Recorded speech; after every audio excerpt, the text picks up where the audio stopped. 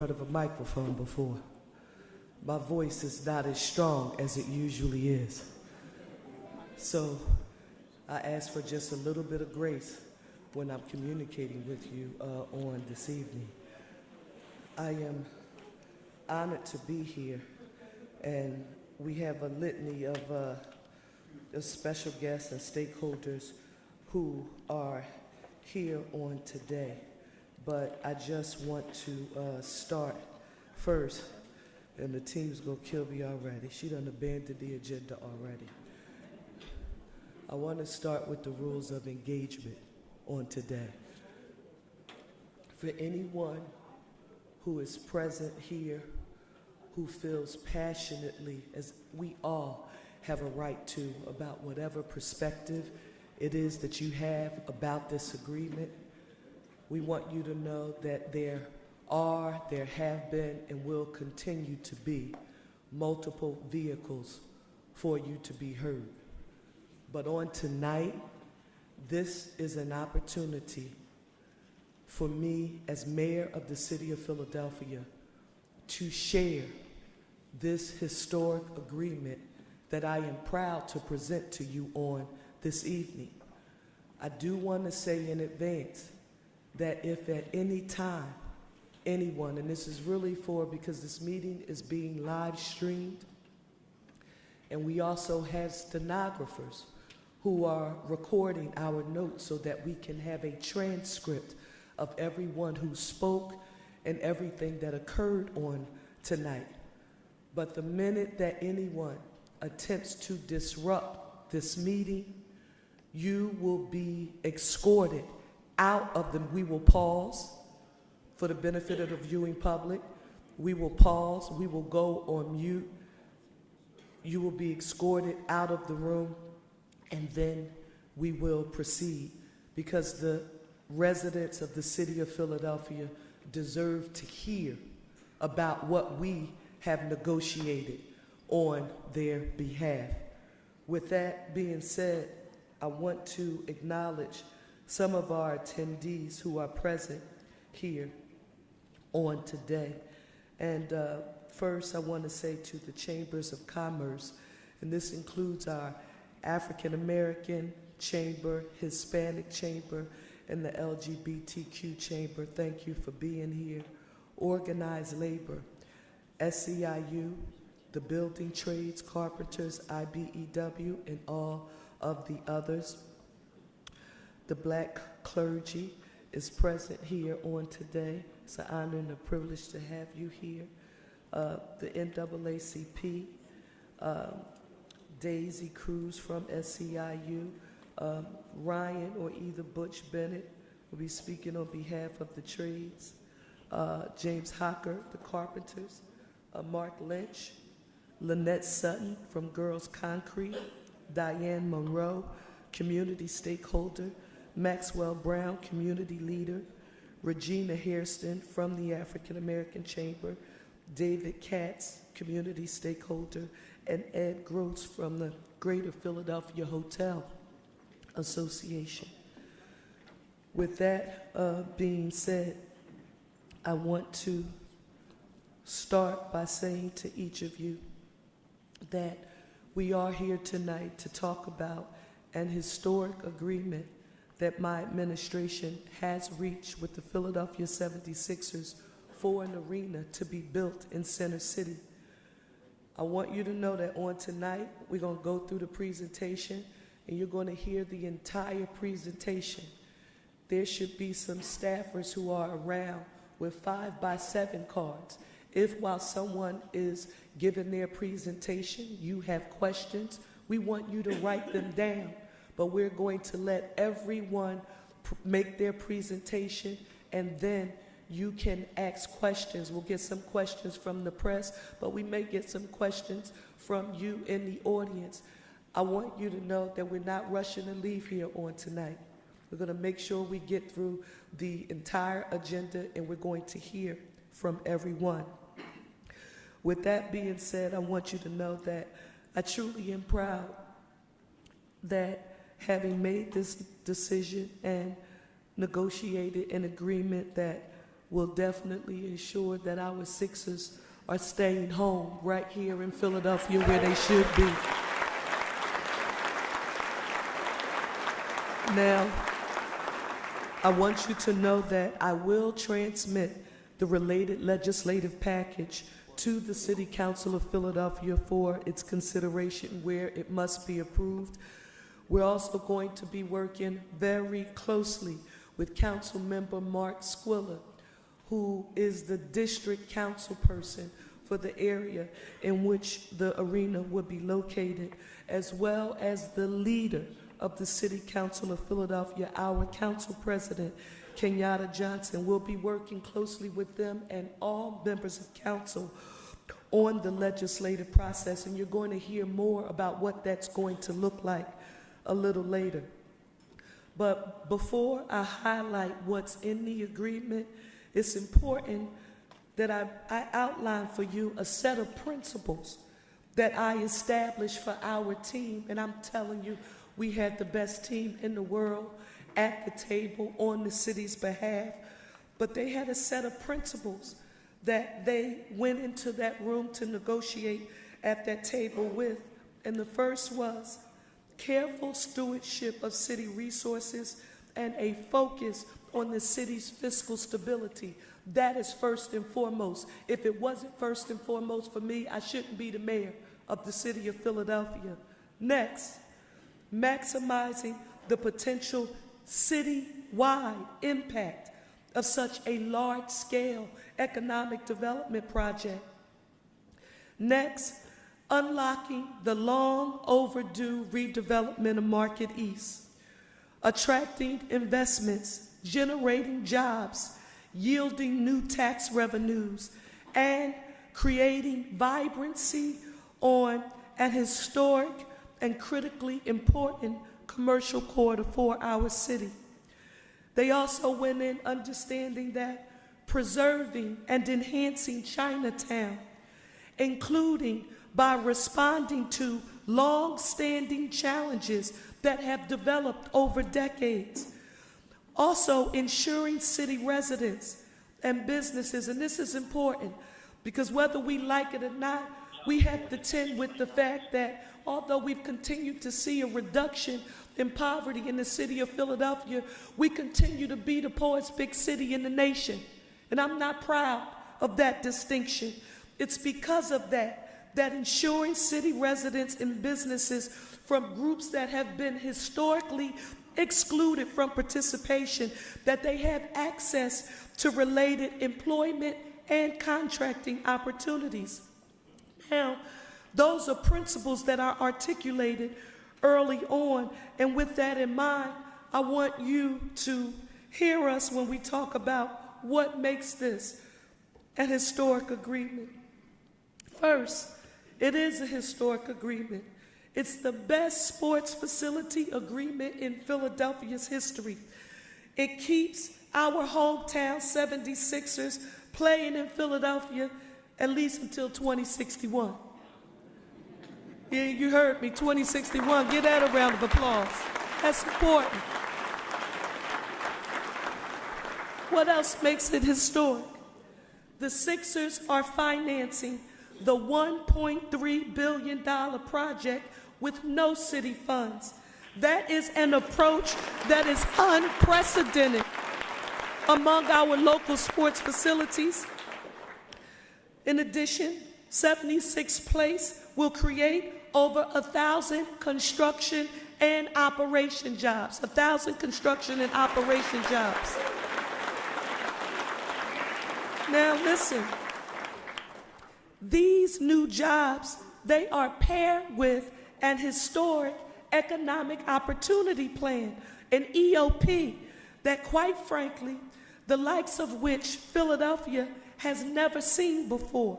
Now this is to ensure that the employment and the contracting opportunities, and I've got a lot of questions about this, both during construction and operation. Construction and operation. We're not just talking about building here. That's important to note for the record. It will benefit individuals and businesses that are reflective of the community at large. Next, this historic agreement includes a $50 million community benefits agreement that will support nearby communities, adjacent communities, and also make citywide investments in education and economic opportunity for all. Now, when we walk through in detail the CBA investments, you're going to notice that they will help to jumpstart a broader and what I would call a city-led focus on Chinatown that we've never had before, that is aimed at ensuring its ongoing vitality and, quite frankly, ensuring that we strengthen what is by far a Philadelphia treasure. And we will do it through action and not just words. I want, as your mayor, I want a Chinatown that's rich and vibrant. I want the history and the culture to not just survive, but I want it to thrive. You heard me in that introductory video announcing my decision that I truly believe we have the best Chinatown in the nation.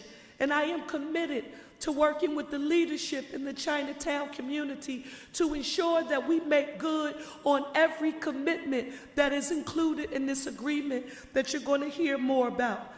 But I want to make this clear, and I have to say this, I'm not sure, I just walked in where the visual is. I'll get to it in some space, but for the benefit of Philadelphians, because I don't know who started talking about this misinformation that has seemed to spread like wildfire through neighborhoods across the city. The first thing I want you to know, it is a lie. And what is a lie that has, I'm telling you, will be surprised how many places that I've gone where people have said to me, Mayor, I supported you, but why would you allow anyone to demolish our Chinatown? And I looked in great surprise and said, where in the world would you get that notion from? When have you ever heard that demolishing one building, one business in Chinatown is a part of what is being proposed as it relates to this arena? It was then when they showed me some faux posts that had been made on social media. Philadelphia, I can't control what people post on social media, but I need you to know this. This arena is not being built in Chinatown proper. It's not being built in Chinatown, and I need you to be absolutely clear. It is adjacent to Chinatown. It is near Chinatown, but it is not being built in Chinatown. Next, there is no demolition of any buildings or structures in Chinatown to enable this project. Somebody is saying she just repeated herself 10 times. If you have heard it as much as I have heard it, you will know why I just repeated myself that many times. I want to make sure everyone is clear.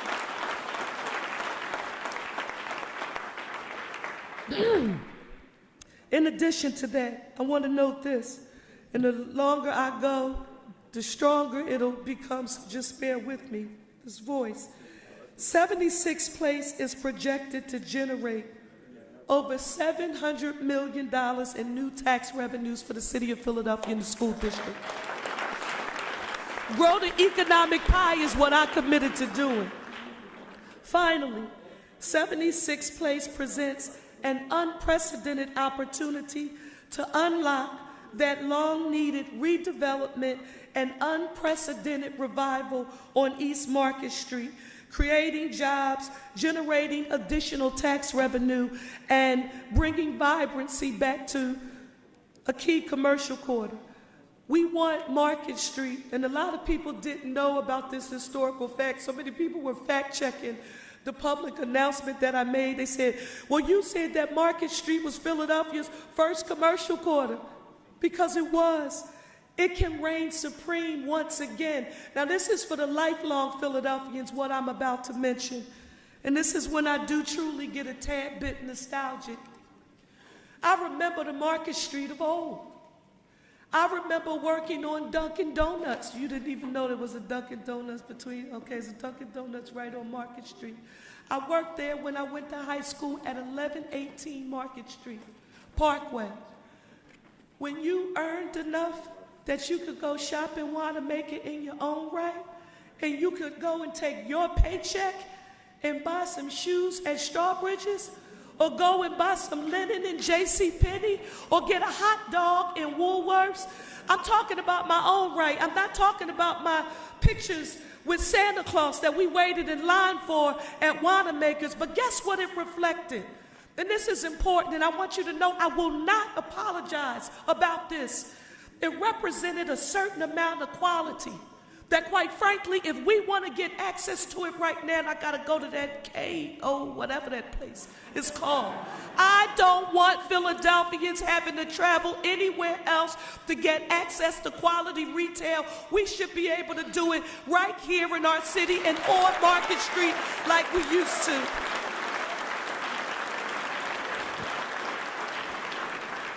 Now, I do want to emphasize this. Between the numerous commitments that are in this agreement to expanding the economic opportunity, investing in our young people, supporting the adjacent communities, in my view as your mayor, this is the best agreement, the best deal for our city right now. And I am proud to be here to affirm it, but this is only the beginning of the process. And I want you to know that this is what we are about to do, because someone's home and they're not here in the room to be able to participate. I want you to know that as it has been my standard operating procedure long before I became the mayor, state rep, a city council person, and as mayor, I will be coming with a town hall meeting in the neighborhood near you soon. We will hear directly from residents in our city, and we will be able to talk to them about what's in the deal, what's in the agreement that will benefit them, because this economic impact is supposed to benefit the entire city of Philadelphia. Why are you holding these meetings? We remember when other stadiums were built in the city of Philadelphia. I don't remember a mayor traveling around to every district in the city having town hall meetings. We are empowering the tool of transparency so no one will be able to say that they don't have the details and the facts for themselves about what is included in this agreement. Now, I'm going to give you just a few, and these are just a few highlights of what's included in the agreement, and then you're going to hear from the folks who, on behalf of my administration, we're at the table hammering the agreement out with the Philadelphia 76ers. The first thing I want to note for the record is the legislative process. We've gotten a lot of questions about the legislative process. Honoring Councilmember Squilla's commitment, the legislation is being publicly posted or sunshine. When you hear people say, well, when is the legislation going to be sunshine? That just means posted. It's going to be posted on the city's website today. Today, the legislation is being posted. Actually, it's online right now. All you have to do is go to www.phila.gov, scroll down on the city's webpage, and there's a link to the legislation right there. However, it's going to be formally transmitted for requested introduction in City Council on October the 24th. That's the legislative process. Next is the local tax revenue. Now, you're going to hear from two people for whom I have a great deal of respect and admiration, and we worked very closely together throughout this process, and that's Rob Dubois and Sam Rhodes, and they're going to walk through with you what this agreement will mean financially for Philadelphia and taxpayers. But I can't resist just sharing just a few top lines. First, you heard me mention the Sixers are financing an estimated $1.3 billion for this project with no city funds. Next, the Sixers will make an average pilot and use and occupancy payment of $6 million $6 million per year over 30 years. Just want to say that again for the people who wrote the editorials saying that this wasn't a historic agreement. That's $6 million per year over 30 years. And that's the average pilot in UNO payment. Now, the pilot in the UNO agreements, listen to this, Philadelphia, they are more than 2 times larger than any of those for any prior local arena or stadiums that have been built in the city of Philadelphia. Give that a round of applause, please. That's important. You heard me mention the $700 million in new tax revenues for the city and the school district over the 30-year life of the agreement. But I need to state for the record that this is the highest ever for a local sports facility. And Sam, they're going to take you through those details in a second. Now the next, and we're going to talk about this when we get to those town hall meetings, when lots of people were only focused on the arena proper, I would often state in some private conversations, don't be small-minded. You've got to think beyond the basketball. I'm the mayor. I'm supposed to be thinking beyond the basketball. That's when you find out what's available and what's in it for people in different constituencies across the city. Well, since the start of our negotiations with the Sixers, we've had a vision about how this agreement would leverage 3 different but very interrelated pathways to economic opportunity. And I call it beyond the basketball. So every time you hear me talking about this proposal, this agreement that we've reached, you will hear me talk about beyond the basketball. That's the name that I use to refer to the economic opportunity. First, it is the economic opportunity plan. Second, it is the $50 million community benefits agreement.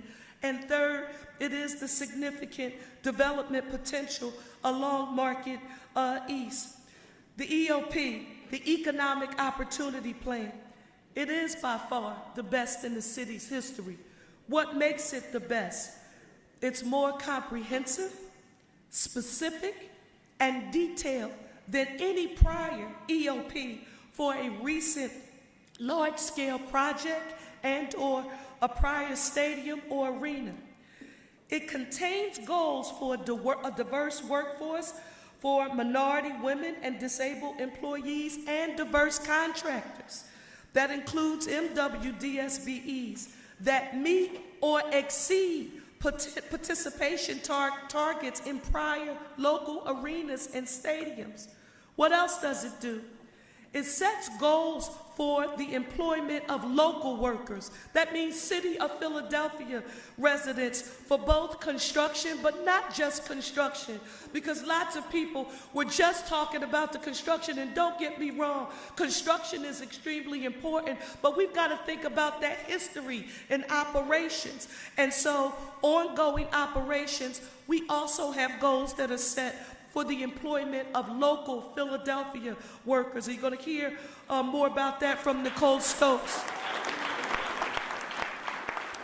The $50 million community benefits agreement. Let me say a few things about the CBA. One, this $50 million CBA is higher on a current dollar basis than those for prior local arenas and or stadium deals. Two, and I want you to hear this because this part becomes extremely important.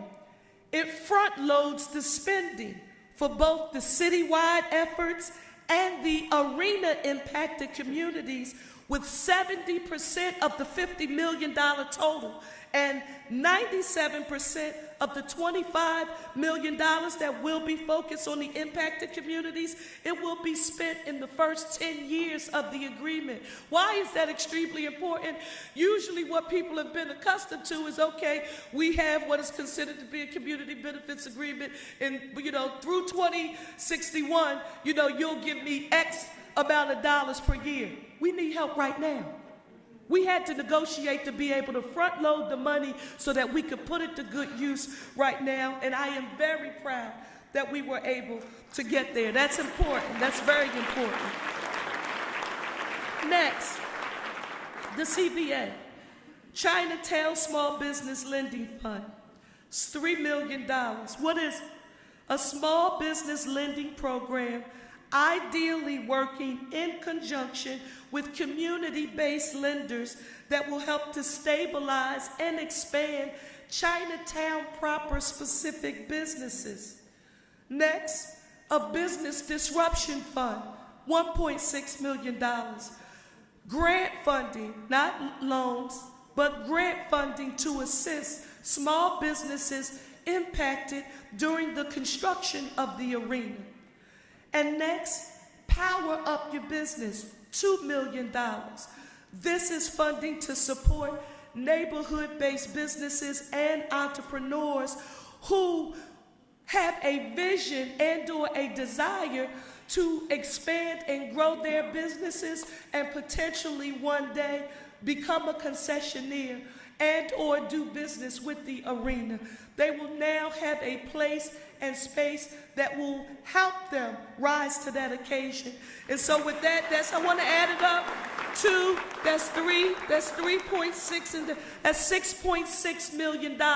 So for any member of the Chinatown community who I've spoken with, I have a group of stakeholders who I met with, who I respect a great deal, especially our elders who were a part of that conversation. As you can see, we listened, and we told you we would be good listeners, and I'm proud of that portion of the agreement. Next is for housing support. This is something else that was the result of those conversations, but it's in line with the goals and the visions of this administration. Housing support, $3 million to support a range of housing coordinated programs, affordable housing preservation, senior housing, home ownership support. Why is this important?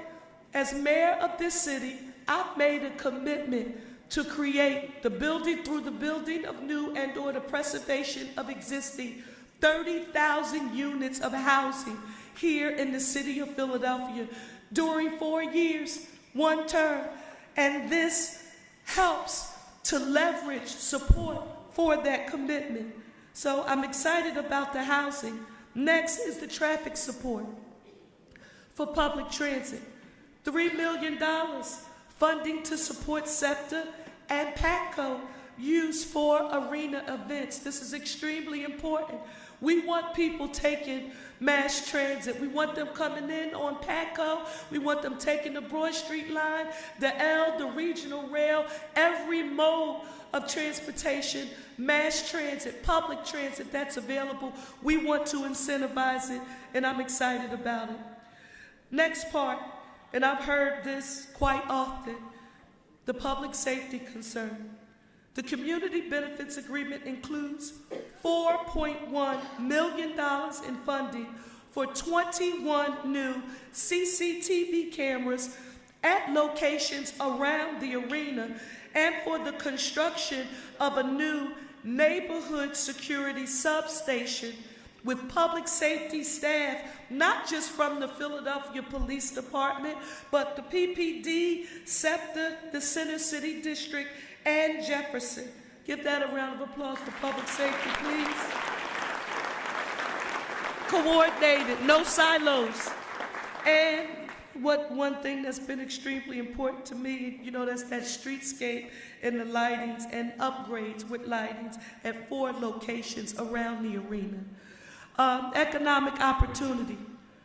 As a black woman who's been elected since 2005, who started interning in council at the tender age of 17, you don't know how many times I've heard a black developer, small business owner, say that they are interested in starting a development company or a small business, but they can't obtain the insurance and/or the bonding.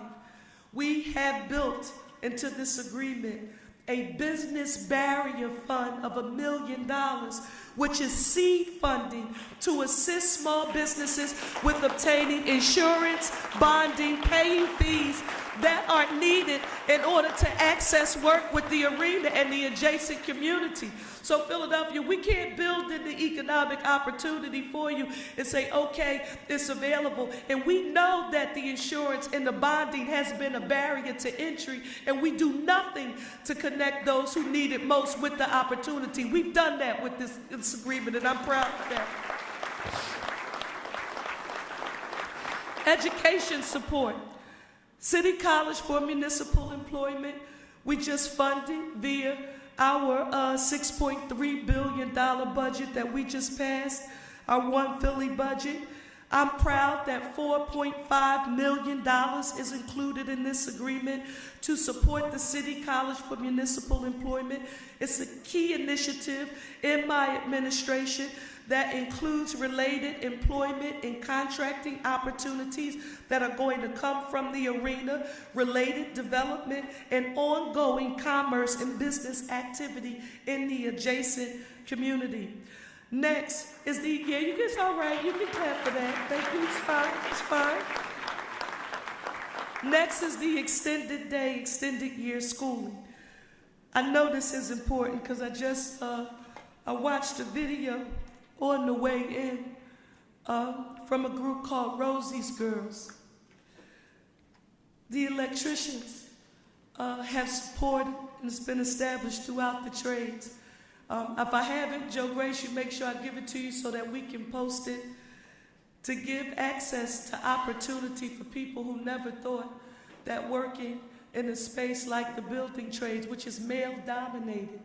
Here, we have an organization that is there solely to motivate, inspire, encourage, and train women to enter into the building trades. Yeah, that's important. But guess what? They shouldn't wait until they amass the amount of student loan debt that I have, where I'm going to be paying back until I'm dead. You should find out while you are a student in the school district of Philadelphia that opportunity is available to you. So our extended day, extended year schooling, while that is here to close the enrichment gap and support Philadelphia students and families with free before and after school care, we will also use this as an opportunity to ensure that students in the school district of Philadelphia, they know that the building trades is a place where they belong as well.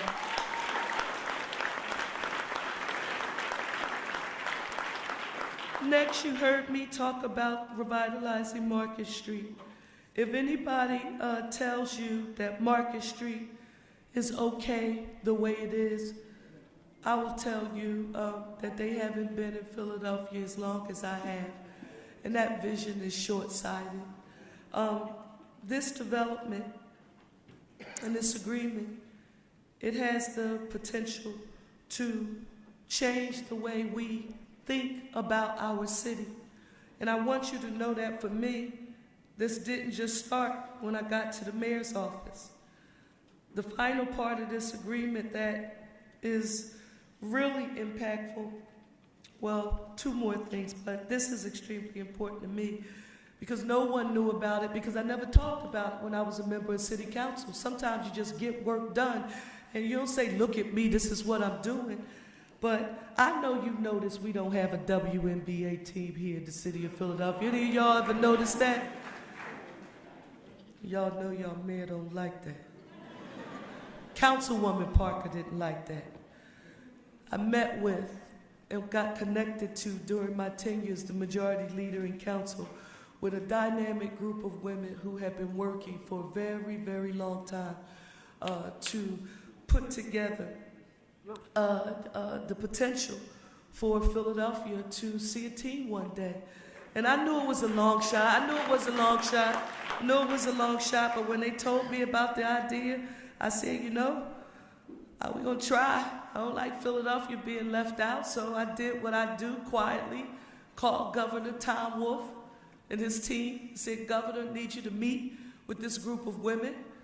I called our mayor, Jim Kinney, and said, Mr. Mayor, this is in the middle of COVID, so we're not meeting in person, we're virtual. Mr. Mayor, can we meet with you? And then I talked to my president. At that time, it was Council President Darrell Clark. While they were working hard, trying to pursue the opportunity, we were able to, because this becomes important, Philadelphia, and people haven't seen us work together this way. I'm talking about in sync. But while they were working hard, we were able to secure support from the governor, from the city, that's the administration, and the legislative body. Now, although they were not successful, you all know me well enough. You know I don't take no easily. So I want us to keep working extremely hard as we can, but united together. And I will tell you that with this new Sixers arena there is no one who can tell me that Philadelphia just would not have upped its position in trying to pursue a WNBA team for our great city. I can hope, I can dream, I can pray. Finally, I want to say this. Chinatown, you heard me mention that you are extremely important. And $25 million of this community benefits agreement funding is focused on the surrounding community. Renee, our city solicitor, I'm not sure if give Renee Garcia, our city solicitor, a round of applause. She's been my lioness blanket, thank you. They're going to walk through those details, she and Sophie, but I want to make this very clear. We are going to make good on every commitment that we made to you. You're going to hear now from the subject matter experts, and we're going to start with Sam Rhodes and Rob Dubois on the history of stadium transactions and how this agreement measures up. After Sam, the transaction framework, you're going to hear from Tiffany and Renee. Then tax revenues, Rob. The EOP plan, Nicole Stokes. And I heard you did an amazing job, wherever you are, recently. On the community benefits agreement, Renee and Sophie Bryan. The Beyond the Basketball theme, and East Market Street development, that's going to be Jesse Lawrence. The Chinatown commitment, John Mondelack and Mike Carroll. Related approvals and requirements, Mondelack and Mike Carroll. And then, what are the JLL folks here? Where's JLL? I drove y'all crazy, didn't I, Troy? I'm sorry. Let me say it. I can see you in person. You're not on the screen now. We apologize, but you're going to hear from JLL a comparative perspective about this agreement, and you're going to learn from them how Philadelphia fares with the rest of the nation.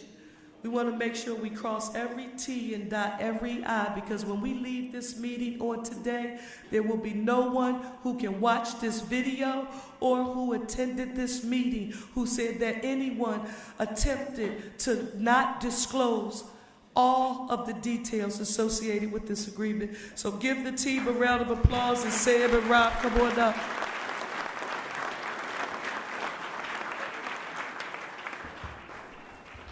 Hello, everyone. I'm going to do some framing, and then we'll go on to the next speaker. So my name is Tiffany Thurman, and I'm the Chief of Staff to Mayor Parker.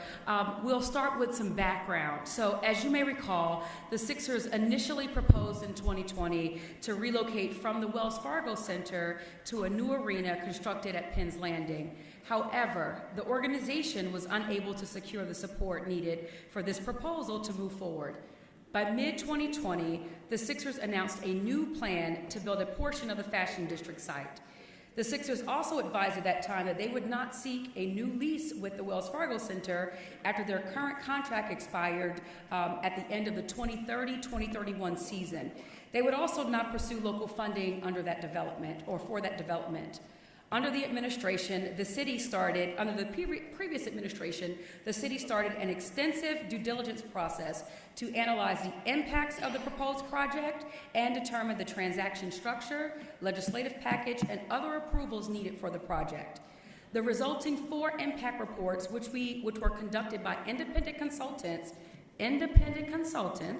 were released through this administration last month and have continued to inform the discussion around this project. We can move to the next slide.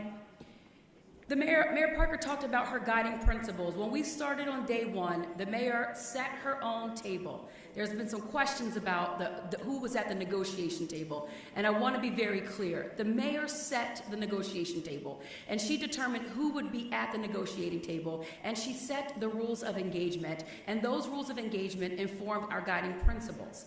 Those guiding principles were: 1, we would take careful stewardship of all city resources and focus on the city's fiscal stability, which we did through the passage of our FY25 One Philly budget. We would maximize the potential citywide impact of such a large-scale development project, ensuring that the benefits were felt across the entire city, including, of course, Chinatown. That we would also unlock the long overdue and much needed redevelopment of Market East, which my colleague Jesse Lawrence will go through in great detail later this evening. And through that unlocking, that it would attract new investments, generating jobs and new tax revenue that the mayor outlined in her opening just now. We would also preserve and enhance Chinatown.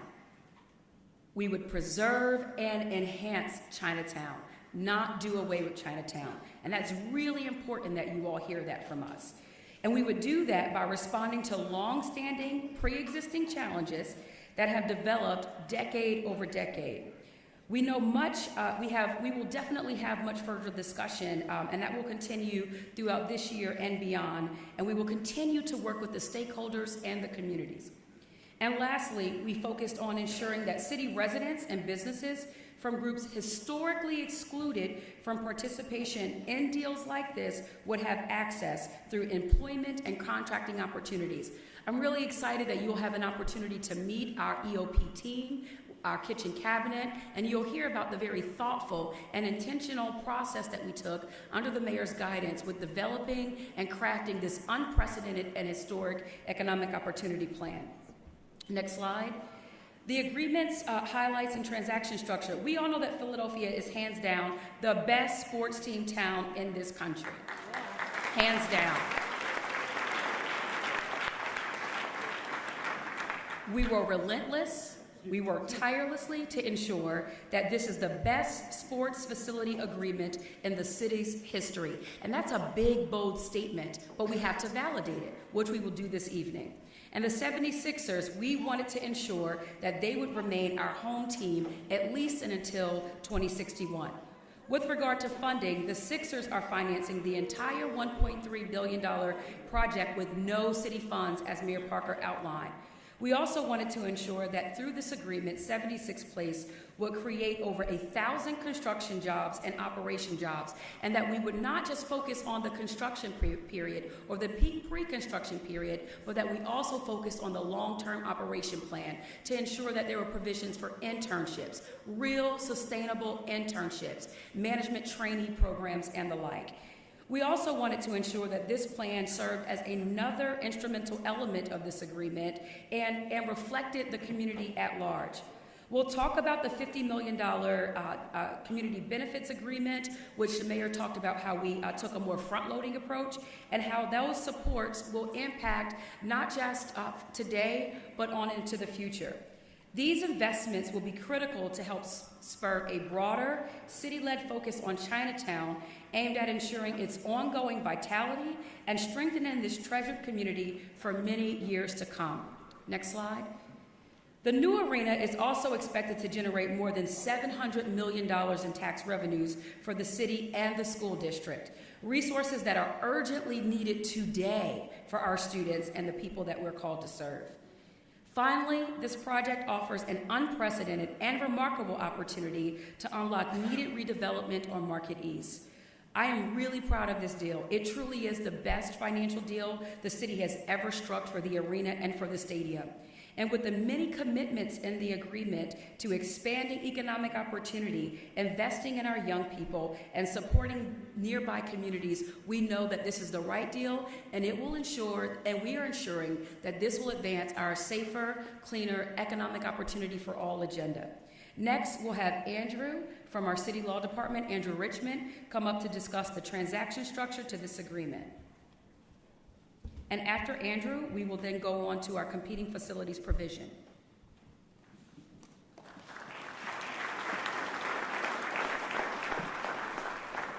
Thank you, Tiffany. Good evening. I'm Andrew Richmond. I am the chair of the Compliance and Legislation Group for the City of Philadelphia Law Department.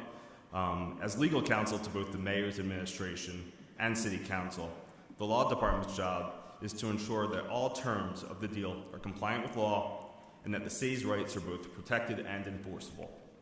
As you will see from the documents provided today to the public, the deal is legally complex and involves a number of agreements and pieces of legislation that you'll learn more about during this presentation. I'm going to give an overview of the real estate transaction and how this deal will be structured and memorialized. In general, the structure of the real estate transaction is similar to those of the Phillies, Eagles, and Wells Fargo Center deals in that once the city obtains the parcels, they will be leased back to the Sixers through the Philadelphia Authority for Industrial Development, known as PAID. We will do a deep dive into the maps of Market East later this evening, but I first want to orient you to the parcel in which the arena will sit.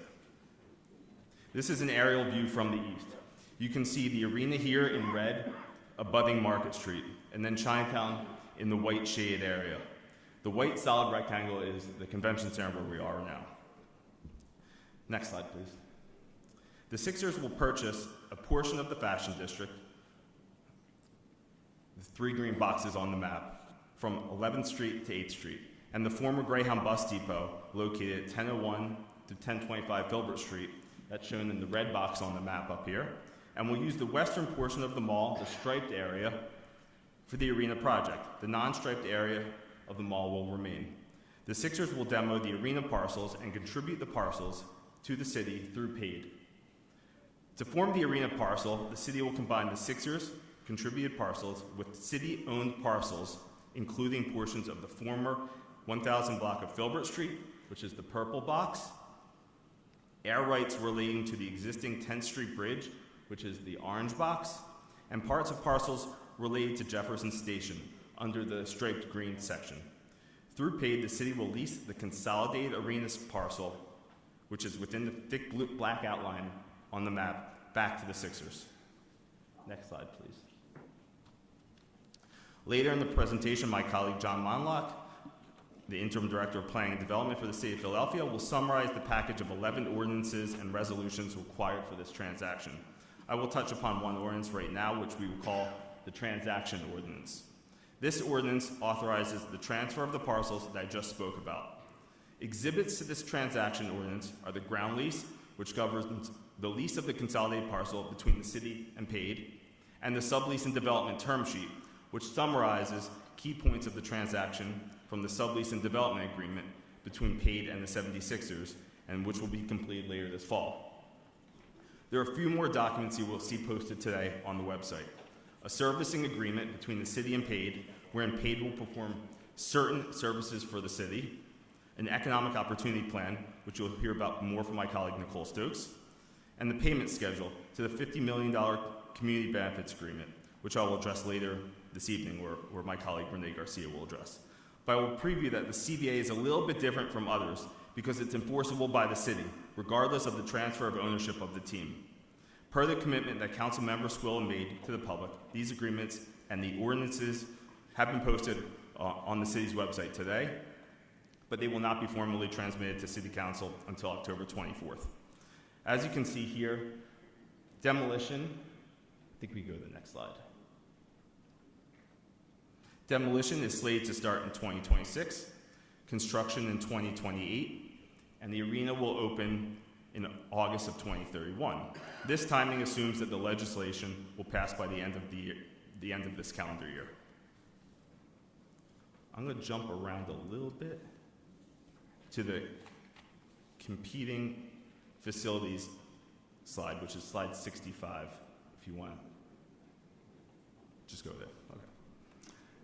This provision, which was first reported in the news as the Most Favored Nations Clause, is summarized in the term sheet, which is available online already, and it's in a paragraph called Arrangements with Other Competing Facilities. Conceptually, the city agreed that it would not provide direct funding below market rate land outside the stadium complex or tax incentives to competing arenas of similar size unless the Sixers get a comparable benefit. It does not cover venues owned by nonprofits or universities or existing venues owned by the city. It does not cover funds passed through the Commonwealth or federal government or a foundation. It does not cover citywide programs. It does not cover routine or emergency maintenance done by the city. It does not protect future owners unrelated to the current owners of the team. At bottom, the term protects the Sixers' interest, investment in the arena, but does not prohibit the city from investing in its own stadium district. Next, I'm going to hand it over to, Sam Rhodes from PIDC. Thank you.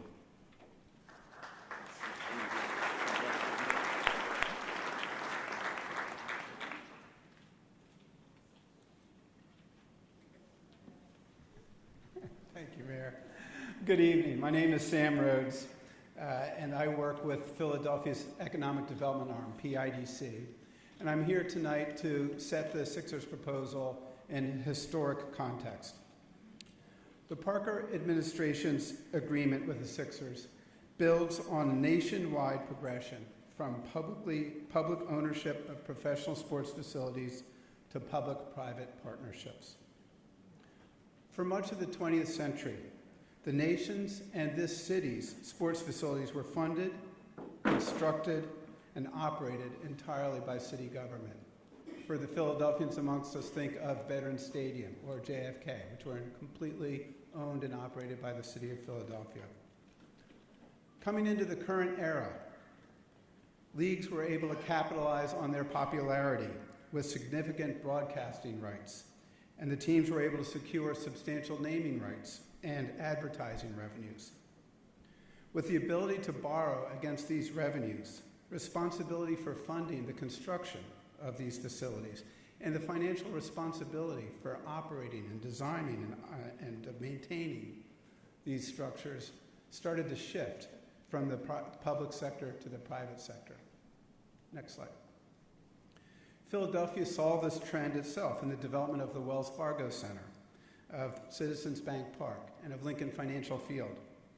And you'll note that they have corporate names as opposed to civic names like JFK or Veterans Stadium. That's part of the shift. In each case, the City of Philadelphia and the Commonwealth of Pennsylvania made substantial but capped contributions towards land, infrastructure, parking, site preparation, and otherwise shifted the responsibility for design, finance, development, and operations onto the teams, while also obtaining substantial economic opportunity plans and community benefits agreements. Next slide. The proposal in front of us is very different from those earlier transactions and far superior. It has no local public funding. We have progressed from 100% government funding to capped public funding to no public funding in this transaction.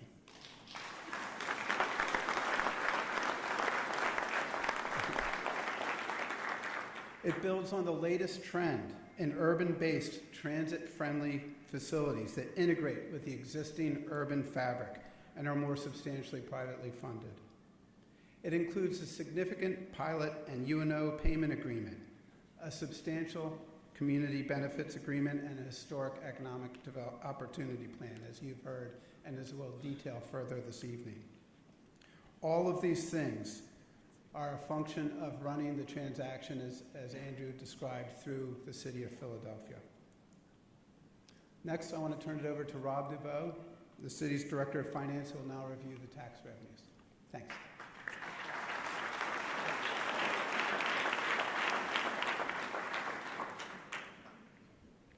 Thanks, Sam. I'm Rob Dubow from the City Finance Office, and so I'm here to talk about the unprecedented numbers in this deal.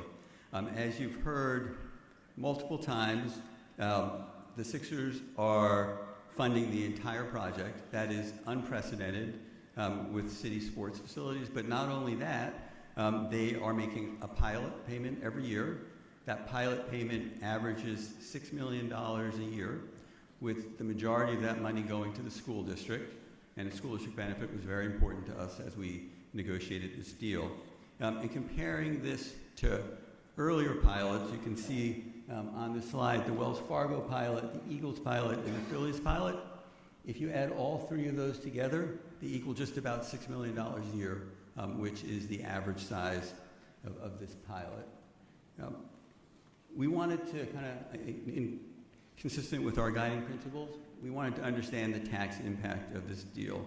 And before I go into detail on the next slide, I wanted to talk a little bit about our approach, because we wanted to make sure that the numbers really meant something. We wanted to make sure that when we did an economic impact study, we could rely on those numbers. So first I want to talk about what we didn't do. We didn't do a typical economic impact study because we share a concern about having overblown numbers. So we only counted activity inside the arena when we looked at the economic impact. We didn't use large multipliers that you'll see in other economic impact studies that tend to puff up numbers. We also didn't assume that any increase in Sixer revenue, so for example, if they win a string of championships, we didn't assume that in here, so we didn't assume additional revenue from that. What we did do, we hired a nationally recognized firm called CSL, who studied arenas around the country to help us look at what the impact of this arena would be. So what they did is they looked at what happened in other cities in particular that had multiple arenas, and in other large cities around the same size. They also reached out to promoters to talk to promoters about what we could reasonably expect would happen in our new facility. They based their analysis only on the net new events that they thought that the arena would bring to the city. They also looked at things like, will this arena be displacing things that would have already happened? Will some of the spending actually wind up going into other jurisdictions? And they adjusted for that. So with all of that done, we thought, okay, these numbers are real. So what did we find? We found that the arena would attract 53 net new events, 35 concerts, 15 family events, and 3 other events. And we found that between construction and those new events, the arena would drive almost $2 billion in new spending, would create the jobs that we've talked about, and would generate new revenue. And in this slide, we look at the revenue in 2 ways. One in current dollars, and then another if you discount back to try to compensate for the time value of money. Without that net present value, we get the $700 million that we've talked about. Unprecedented, and we will show a slide that shows how that compares to earlier arenas. On a present value basis, $250 million for the city and the school district, and another $140 million for the state. So combined, about $400 million in net present value. On the next slide, and this is one of our favorite slides, we compare this deal to prior arena deals. And what I really want to focus on is how this deal differs. So if you look at the column that has impact and go down to where it says project costs, you will see that for the Wells Fargo Center, Citizens Bank Park, and Lincoln Financial Field, for acquisition, there were public dollars, sometimes substantial public dollars. For 76th Place, it's all the team. You'll see that for site preparation, infrastructure, all team for this deal, and public money for each of the earlier deals. Same for parking. So really different, really unprecedented that the team is putting all that money into this deal. Go to the next slide. The next slide looks at the dollars, the tax dollars, for the city itself. You can see that it'd be $555 million over 30 years. For the school district, about $150 million. Compare that to the earlier deals, and you can see that this deal generates substantially more revenue, and that's true whether you look at it on a net present value basis, on a current value basis, it's just more money for the city and the school district, which is very important to us. We've talked about the community benefits agreement, and one of the big differentiators in that agreement between this agreement and earlier deals is that a lot of this is front-loaded. Other deals tended to have even payments across time. So we'll see more of the benefit sooner in this deal. We also have an economic opportunity plan that is unprecedented in the way we set it up and in the controls we have to make sure that it's actually abided by. On the next slide, we start the beyond the basketball part of the discussion. As the mayor talk about how this deal is unlocking economic opportunity throughout the city. One, through that economic opportunity plan that I discussed and that Nicole Stokes will walk us through in more detail. Two, through that negotiated community benefits agreement. And Sophie Bryan's going to take us through more of that. And then the significant development potential along Market East that Jesse Lawrence is going to walk us through. All of those initiatives focus on expanding opportunity for both the workforce and for local businesses. We took a comprehensive view across these components, and they reflect national best practices, and they position us to meet or exceed all of our goals. And with that, I'm going to turn it over to Nicole.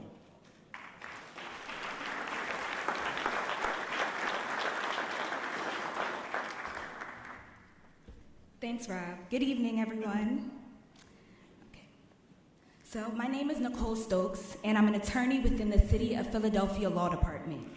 I am proud to present to you the details of the Comprehensive Economic Opportunity Plan, referred to by me as an EOP, that has been negotiated by both the parties.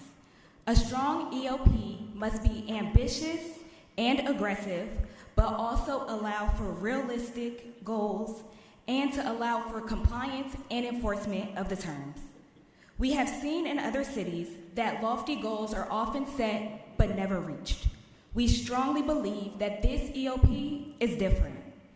As you see on the screen, the city has identified subject matter experts that have joined in partnership to ensure that this EOP is successful.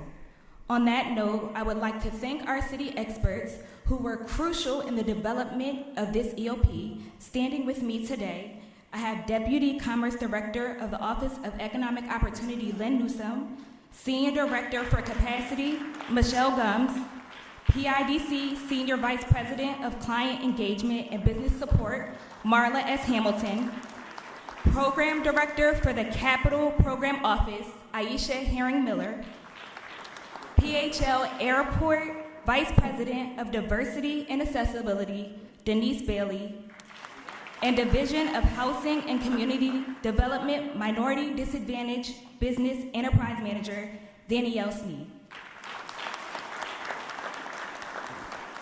We can go to the next slide.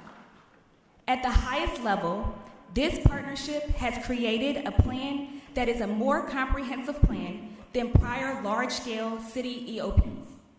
This plan contains goals that will create opportunities where both diverse and local businesses and workers are afforded a meaningful opportunity to participate within the project. When we say diverse in this context, we have specifically set goals for minority, women, disabled, businesses, and workers. Our comprehensive plan requires proactive measures to ensure that both diverse companies, diverse workers, and local city residents are included in both the construction and the ongoing operation of the arena. To support these goals, the EOP explicitly requires ongoing reporting and monitoring throughout its lifetime. In the EOP, the Sixers have made specific commitments to inclusion practices, such as debundling different aspects of the projects that will maximize diverse and small business participation, which generates scopes of work that are more accessible to smaller businesses. Many of these categories have not explicitly been included in past EOPs. They have also committed to expanding the Sixers' current supplier diversity pipeline and notably agreeing that alterations or renovations over $1 million or alterations that cannot be completed within 30 days are subject to the terms of this EOP.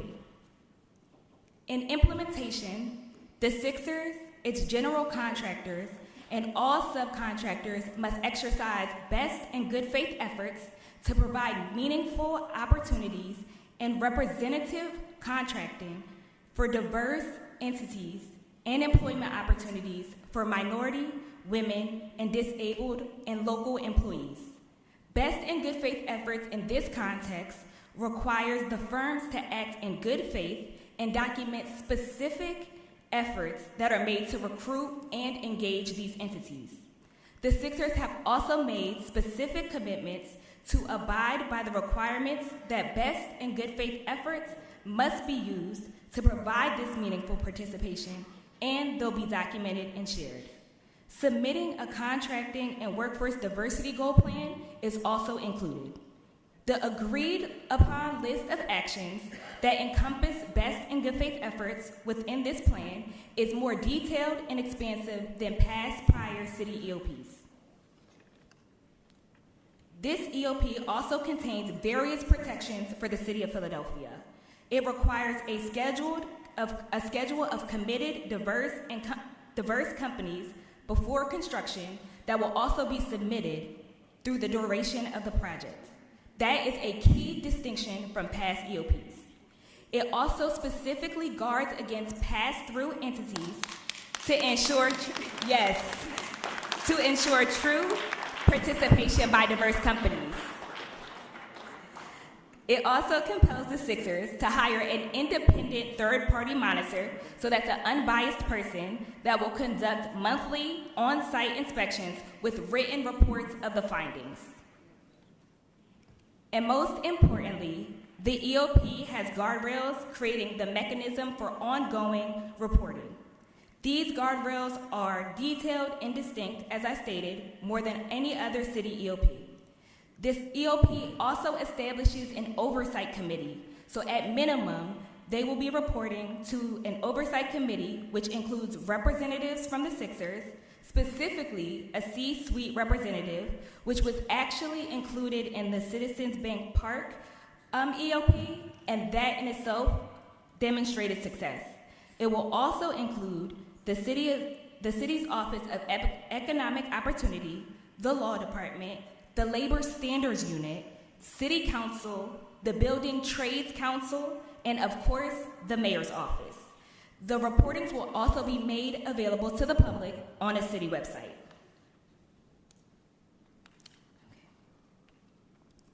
Another key distinction in this EOP regarding reporting is that it references both construction and operations. The designated oversight committee, which includes all the parties I just mentioned, is responsible for reviewing these monthly, quarterly, and annual reports to ensure that the Sixers are meeting their goals throughout its lifetime. It is also important to note that the Sixers are a willing and ready partner to this EOP. This means that all the parties involved want to see this EOP work. The minutes of the committee meetings and the reports will also be made available to the public, which is a key difference from past city EOPs. The exact location of the reports will be on a central city website, which will be released at a later date. Next slide, please. So on this slide, you will see specific goals in the agreement posted online, but also within these slides.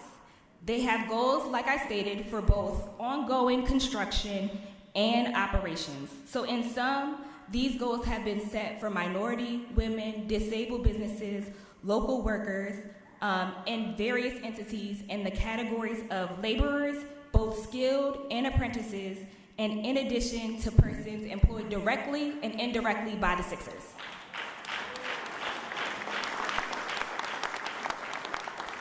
Next slide, please. Okay. So the goals for skilled laborers, and apprentices were developed through a dual lens of both the current workforce, demographics, and programs that are already in place by the parties that plan to expand the workforce. Best and good faith effort in these categories includes specific named programs and partnerships. So for example, we will leverage relationships with Philadelphia Works, OIC Philadelphia, Rebuild, the city's capital budget office, the City College for Municipal Employment, and Everybody Builds.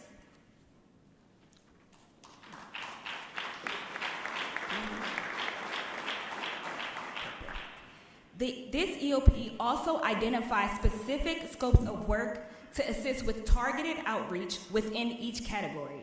So for example, within the professional services, we have considered various fields, including but not limited to bonding, accounting, financial advising, legal services, engineering, landscaping, and technological services.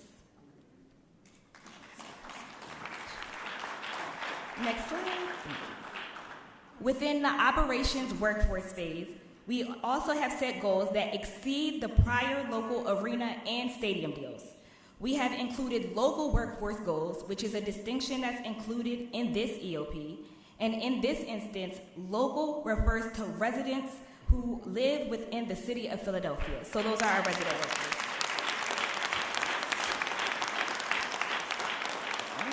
And also notably, these goals run through the entire Sixers workforce for ongoing operations. So they will affect interns, hourly, salaried, and management employees. So goals have been set through all. Further, within the operations phase contracting, we have also set goals that exceed goals for local sports venues. Notably, concessions specifically, those goals are contemplated and included within this agreement. In addition, the Sixers have proactively committed to including Chinatown businesses in outreach and in development. The Sixers are also already in the process of building a pipeline of diverse vendors that can do this work. They have been piloting a model program to help prepare relevant businesses to accomplish the goals set forth within the plan.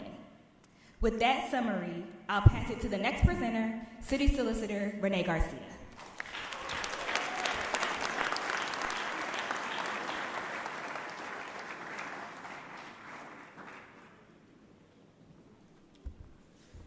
Good evening, everybody. Like the mayor, my voice is also a little weak, so hopefully I'll be able to get through this. I am the city solicitor. My job is to make sure that the city's interests are protected and enforceable. So it was really important that we got the community benefits agreement right. Sophie, Brian, and I are going to talk about the allocations and most importantly, the enforceability of the CBA. As you have heard, the Sixers will be contributing $50 million aimed at building up Chinatown and Market East and supporting citywide programming. This dollar amount is higher in current dollars than prior stadium deals. 70% of the total funds and 97% of the $25 million allocated for impacted communities will be spent within the first 10 years. Thank you. This is in order to achieve the greatest impact and mitigate issues on the Chinatown community as the arena is being built. As Sophie will discuss, the allocations directly respond to the findings of the impact reports and community feedback received throughout the process. Comprehensive in its approach, a portion of the funds also goes to education and economic opportunities throughout the city. Next slide, please. Now, before we get into the details, I want to spend a few minutes on the structure. Generally, CBAs are entered into between a developer and community organizations. For those of you following the news, the CBA related to the Barclay Center in Brooklyn did not include a successor clause, which meant when this team was sold several times, the new owner said that they did not have to pay according to the CBA. And it was on the community associations to find lawyers and to spend their money to sue. We were not going to do that here, were we? Absolutely not. As such, we have negotiated the CBA as a contract between the city and the Sixers, with the city having full enforcement rights. Those rights roll over to each owner of the team should a sale occur.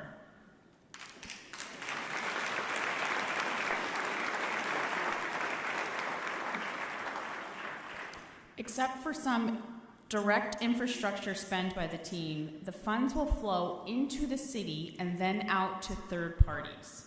Both the city and the team are subject to reporting requirements to ensure compliance and transparency to the public, and we'll have more information when we get to that point on where those reports will be posted so that you all, the public, can see where the money is being spent. I will now turn it over to Sophie to discuss the allocations in further detail. Thank you, Renee. Sophie Bryan here, and I'm going to drill down into some of those details about the $50 million community benefit agreement. So, simple math, 50-50. The way the mayor and her team approached the CBA was to take half of the allocation and really direct it to being responsive to the impact reports, considerate of adjacent communities, and encompassing feedback from impacted communities. And then the balance, the other $25 million, is directed at citywide impact.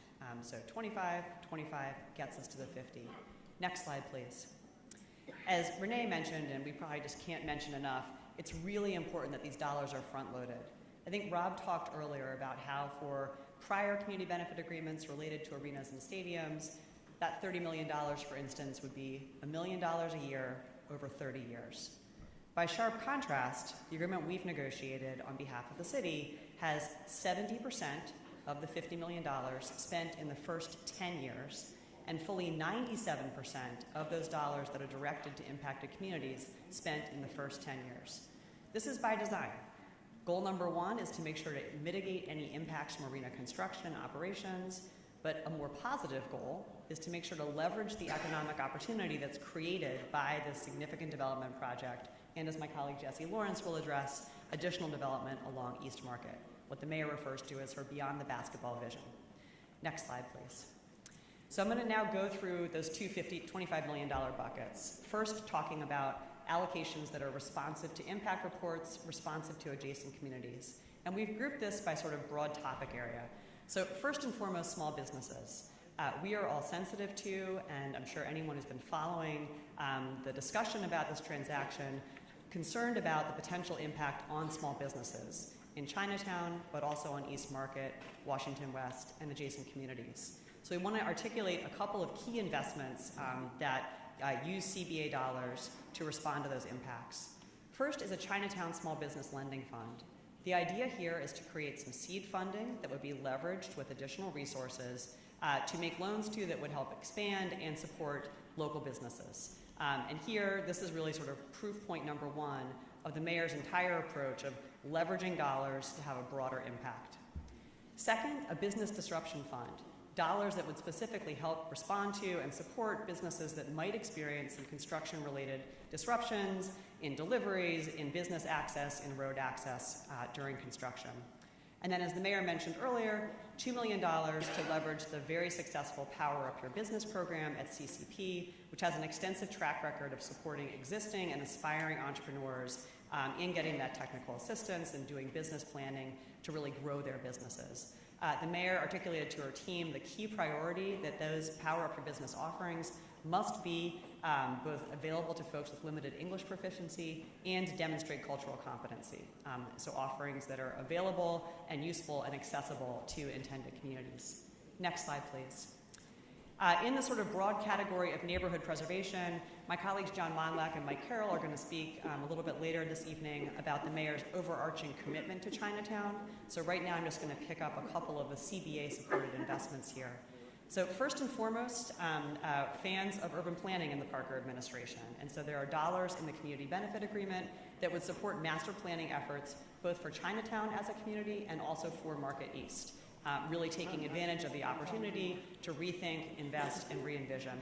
And like as with any good city planning, urban planning effort, that master planning effort is going to be done in conjunction with community and with stakeholders. And we'll really focus in on the issues that we know are of great import to Chinatown residents, including traffic and parking and other quality of life issues.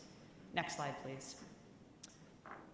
Housing, the mayor is a vocal advocate and a visionary around housing, and we heard a little bit earlier tonight about her vision for creating and preserving 30,000 units of housing.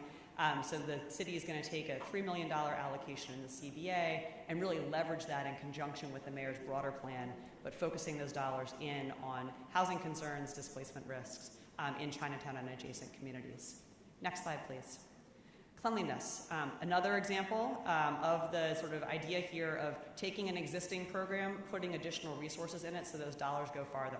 So among the locations of the mayor's PHL-TCB program, there's an existing program in Chinatown through the Philadelphia Chinatown Development Corporation, which is a feeder for the Future Track program, again, a pathway to economic opportunity. So an investment there, and that's going to be paired with an investment that the Sixers are making with Center City District that's not part of the CBA, just to be clear. Those are dollars the Sixers are spending outside of the CBA. Next slide, please. And then on traffic, and Mike Carroll and John will have much more to say about traffic, but there are dollars, $3 million in the CBA to help subsidize and incentivize folks to use public transit to go to arena events. I think we all were listening carefully when the traffic study report was shared, which basically found if you have 40% or fewer of folks coming to arena events by private car, you can mitigate traffic and parking impacts. And Mike will talk more about the Traffic Event Management Plan, or TEMP, that will accompany that investment. Next slide, please. And then on safety, and the mayor ran through these, I think important to think of the arena there on East Market Street, but with surrounding streets, and these kinds of investments in CCTV, in new lighting, and in the neighborhood security substation are going to serve and be to the benefit of the broader communities surrounding the arena. Next slide, please. So now I'm going to pivot from that $25 million that was really focused on impacted communities to the $25 million that's intended to have a citywide effect. And important to note here that these citywide dollars also can benefit the impacted and adjacent communities. The mayor, a huge priority for her was this Business Barriers Fund, so really very practically and pragmatically addressing those hurdles that can keep an aspiring entrepreneur, a small business, from accessing that next contract. So pooled funding to deal with bonding and insurance and fees. A business readiness program, and we're going to hear from Regina Hairston from the African American Chamber. The Diverse Chambers Coalition is ready to help assist and support businesses, to help those businesses be ready to access the contracting opportunities that we think both the arena development and the Beyond the Basketball Market East development will unlock. Next slide, please. The mayor mentioned, again, in the sort of idea of leveraging, investing in City College for municipal employment, extended day, extended year schooling, taking a generational view of the impact that this arena and the development we think it's going to spur can have on Philadelphia and Philadelphia young people in particular. Next slide. So several more investments in that vein of education. Nicole spoke about how the EOP includes goals for internships, and here are some resources from that EOP to support dedicated pipeline for high school and college students into roles with the Sixers organization. Sixers are known for their youth basketball league. There's going to be an expansion of that. And then, of course, tickets for School District of Philadelphia students, charter school students to attend games. Next slide, please. Here, two more pieces.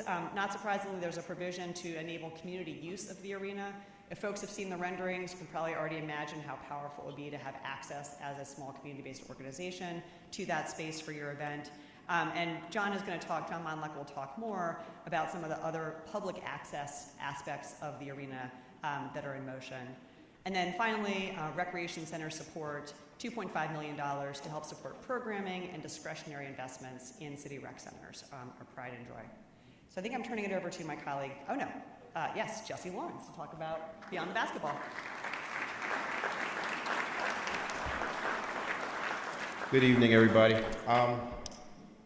So I'm switching gears to the scope and development itself. The top line here is really that the arena proposal represents a never-seen-before opportunity that'll jumpstart Market East's potential, and it'll unlock the long-needed attention that East Market Street needs. As you heard earlier from our guiding principles, this opportunity will create jobs, it'll generate tax revenue, and it'll also bring some vibrancy back to the city's key commercial corridor. It'll leverage past, present, and planned development, which you'll see in the slides ahead, and it'll intentionally sync up with upcoming master planning initiatives. However, the development itself The development potential on the horizon itself will significantly be driven by the Sixers team and their ability to assemble some key parcels. Next slide. So in quantifying the development, we note that there's almost 1,000 units that were added to the area, the corridor specifically, since 2017 and on.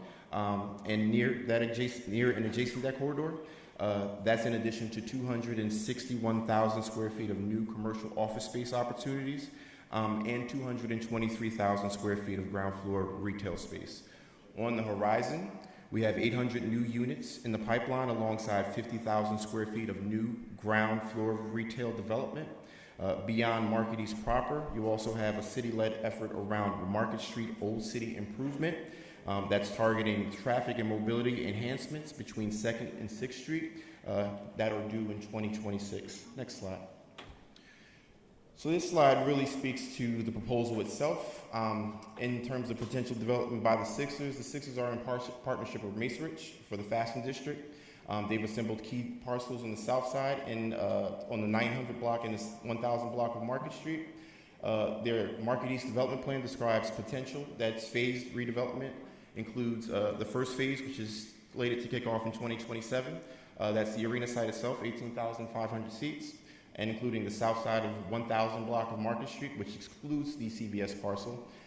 That incorporates 453,000 square feet of total development, which also loops in 380 residential units and 28,000 square feet of retail, along with 127 parking spaces. The next phase, which is slated to kick off in 2030, is the south side of 900 block of Market Street. Similar size in development, but 433,450 square feet total development, increasing the residential unit count from the previous phase to 340 residential units, 26,000 square feet of retail, and 114 parking spaces. So in total with the arena, you're looking at an additional 54,000 square feet of retail, along with 720 residential units, and roughly 83,000 square feet of new parking, 241 spaces altogether. Next slide. So this slide itemizes the real planned development outside of the proposal. Other improvements slated on the horizon, another 600 plus residential units, 600 hotel beds, over 50,000 square feet of new ground floor retail, and also 700,000 square feet of office space. I want to note that that is dated on that's from a dated proposal from 2016, potentially at 13th and Market Streets. Next slide. So this big map shows how we beat the block at the mayor's request. We took a survey from City Hall all the way down to Penn's Landing, from here to the river. We looked at the development potential on an overall basis. It represents our collective consideration of past, present, and future development, quantified along Market Street from City Hall to the river again. What it does is it looks at the development that will be leveraged in not just Market East proper, but it also dovetails into the potential momentum in Old City itself, which incorporate Penn's Landing and, more importantly, the forthcoming I-95 cap. It maps not just the opportunities, but it also looks at the hotels and the parking and the plazas that provide all the amenity to support this kind of stuff. And the following slides are really going to be a block-by-block survey of the potential that we've made note of throughout this process. Next slide. So we start closest to City Hall. We think of the Wanamaker Building, Macy's. We also consider that one corner parcel that I just mentioned, 700 square feet of office tower that is planned, again, a dated proposal. However, more importantly, we have Macy's. We have the Wanamaker Building. That particular investment by TF Cornerstone, we paved the way for 600,000 square feet of office space. Off the corridor, we have what many know as the Fergie Tower, 1213 Walnut Street, that's been completed, 322 units and 7,200 square feet of retail. Almost near completion, we have the Midwood on 12th Street, which is near completion, even more units than the Fergie Tower, 378 units and 40,000 square feet of retail. Now what the next slide shows is how we've looked at vacancy around these types of development opportunities. With the importance of a building like the Wanamaker, you wouldn't expect the concentration of vacancy that you have here, but it exists, particularly concentrated to the south side of Wanamaker along the 1300 block of Chestnut Street. I want to make a note that picture number 2 was West Elm just a year ago. You look at the opportunities that were in place about 1 year ago, but you now have vacant storefronts. Number 5 particularly, that was the Wawa that we used to have. Next slide. We move further east to the 1,200 blocks of Market, Filbert, and Chestnut Street. Again, moving away from City Hall, away from the Wanamaker building, but looking at conditions that we have around the Marriott. The Marriott, which has closed its doors to Market Street, a major hotel, a major component of the corridor, but does not face a major corridor of the city of Philadelphia. It appears closed, but it's actually open, and that's why you see that kind of number 3 colored differently from the rest, because it's actually open. Similar case to number 4, which is our beloved Old Nelson's. It's been shuttered since the 2020 riots, and it has not opened up those windows ever since. Next slide. The 1100 block of Market Street is really where we saw the most significant of development in recent years. It's where National Real Estate has built the East Market project. It was completed its multi-phase project. 126,000 square feet of retail, 175,000 square feet of Class A office space, 562 units added to the corridor. Below that deal, we have the 11th Street corridor, which is built a lot. Brickstone on the 1100 block of Chestnut Street. That is the Collins. That was completed by Brickstone, completed with the assemblage of 6 parcels, 112 units, and 90,000 square feet of ground floor retail. Not too far from that is the Gray Star, which is Gray Star's project at Jessup. It's something else that's near completion. An additional 399 units and 10,000 square feet of ground floor retail. We also have a development opportunity which hasn't quite taken off, but it's the Bach development, which is approved. 198 units slated for the area, 6,200 square feet of offices, and 4,400 square feet of ground floor retail as well. Also worth noting on the map that the new Jefferson Tower was just built at 11th and Chestnut. Next slide. Moving to the survey of vacancy. Again, we have a big staple like East Market, but we have vacancies within that development. So we lost the Wawa at 13th and Chestnut, but we also lost the Wawa at 12th and Market as well. Significant investment went into that project. It is where we have installed the digital signage that you see in picture number 2. We have empty storefronts, not just the Wawa number 2, but you have the former District Taco that hung on for a little bit, but didn't quite make it at number 3. And more disappointingly, you have no Target at number 4 anymore. That is something that was impactful on that particular block, but again, it was just not, it wasn't a sustainable opportunity to keep that particular location there as stated by Target. Next slide.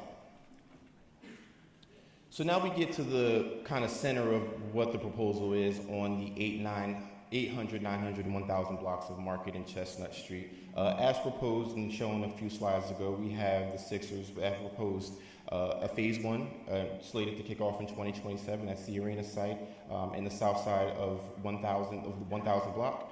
And also phase 2, again, which is slated to kick off in 2030. What we also have on the 800 block is a parcel that is earmarked for 420,000 square feet of development by the Goldenberg Group. They are looking at doing a hotel with 400 to 600 beds and approximately 45,000 square feet of retail. Again, looking at how we are possibly redoing that entire block with the exception of the courthouse, which is at the middle of all that. Next slide. Next. Thank you. Sorry. So the existing conditions here really demonstrate again what the Sixers are looking to develop here. It's a combination of control from the Sixers team and also the Goldenberg team as well. But if you move to the next slide, you really look at where the vacancies exist again. We have the heart of the development really at the center of where we have probably the most shuttered along Market Street at this point, the 1,000 block. These are former jewelry stores, GameStop, sneaker stores, but now you have, again, nothing there. You have a seasonal occupancy at number 7, which is Spirit Halloween, which is the former Rite Aid. But again, we know after Halloween, it won't be Spirit Halloween anymore. Next slide. Moving down to the 900 block, you start to see, again, more smaller lot sizes. But again, I want to point out number 5, which has been on the 800, number 5 on the 800 block. That was Century 21. After that, it was Shoppers World. And it's a very significantly sized piece a significantly sized space that's just vacant at this point. You look at number 1, there's a restaurant that came post-COVID but wasn't able to hang on. And then you look at number 7, which is the new spaces that were developed as a result of the outgoing or incoming fashion district, but again, not quite able to land a tenant. So we have, issues with occupying these spaces, and not just the old storefronts and dated storefronts, but even the new improvements as well. Next slide. Moving down to the 600 and 700 blocks, we have the Brickstone building the Litz building, which was developed most recently by the Brickstone group. Also recently completed with 42,000 square feet of development, but over half of that is still available for sublease opportunities. The most significant investment in that particular parcel is from the Five Below team. Their current headquarters are in that building. To the south, you have the Pearl property development along Jewelers Row. It's a proposal that's went through a couple of iterations, but what we see here is the most latest iteration. Hasn't quite necessarily broken ground yet. If you move on to the next slide, you're highlighting, again, a very historic and important part of the corridor at the Litz building, 700 block of Market Street, but you have an issue, again, with ground floor vacancy. Number 2 was formerly a Citizens Bank at one point in time, but it lies empty right now. And even on the mid-block location of the building itself, you have an empty storefront right alongside where the main entrance to the building is. To the south side of Market Street on the 700 and even the 600 blocks, you have some soft site opportunities. Soft site being not necessarily proposed or identified, but has the potential to be something and grow into something. Calling out the empty storefronts at 5, 6, and 7, which are right at the ground floor of an existing parking lot that's owned by Brandywine, but we're calling it out as a soft site opportunity because it's ripe for development, has the potential to be something else given its maximized zoning opportunity, and really could be something with the highest and best use that it allows. Next slide. So we're getting to the mall itself where Market East technically becomes Old City. It's important to know again that this really dovetails into what's going on the Old City side. Particularly on the 400 block, we have the potential soft site in the 101 North Independence Mall East. It's located at 5th and Market, the north side, northeast corner. We also, to the east of that, we have 399 Market. That's a space that was most recently upgraded to 136,000 square feet of office space. On the south side of the block, just alongside the Weissman Museum, we've planned conversions for the Bourse at the first floor. It'll be a food hall that is going to be an event venue. Above that, we'll have several floors of the building that'll be planned to be converted into a hotel with some office space if, in fact, that allows for on the upper remaining floors.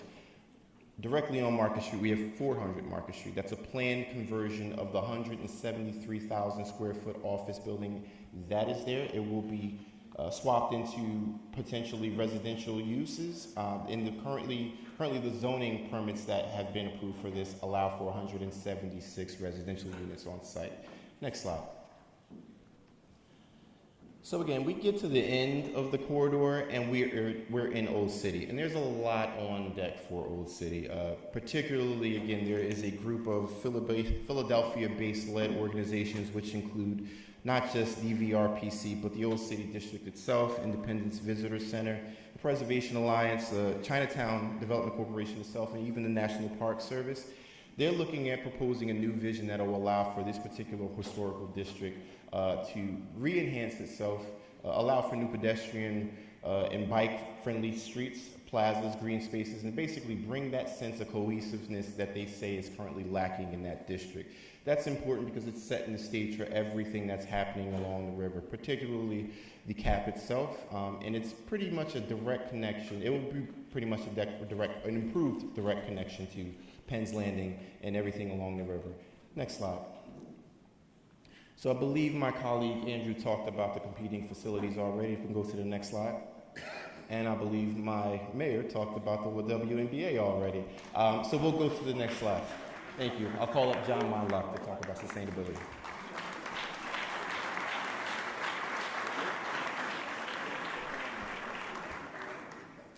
Good evening.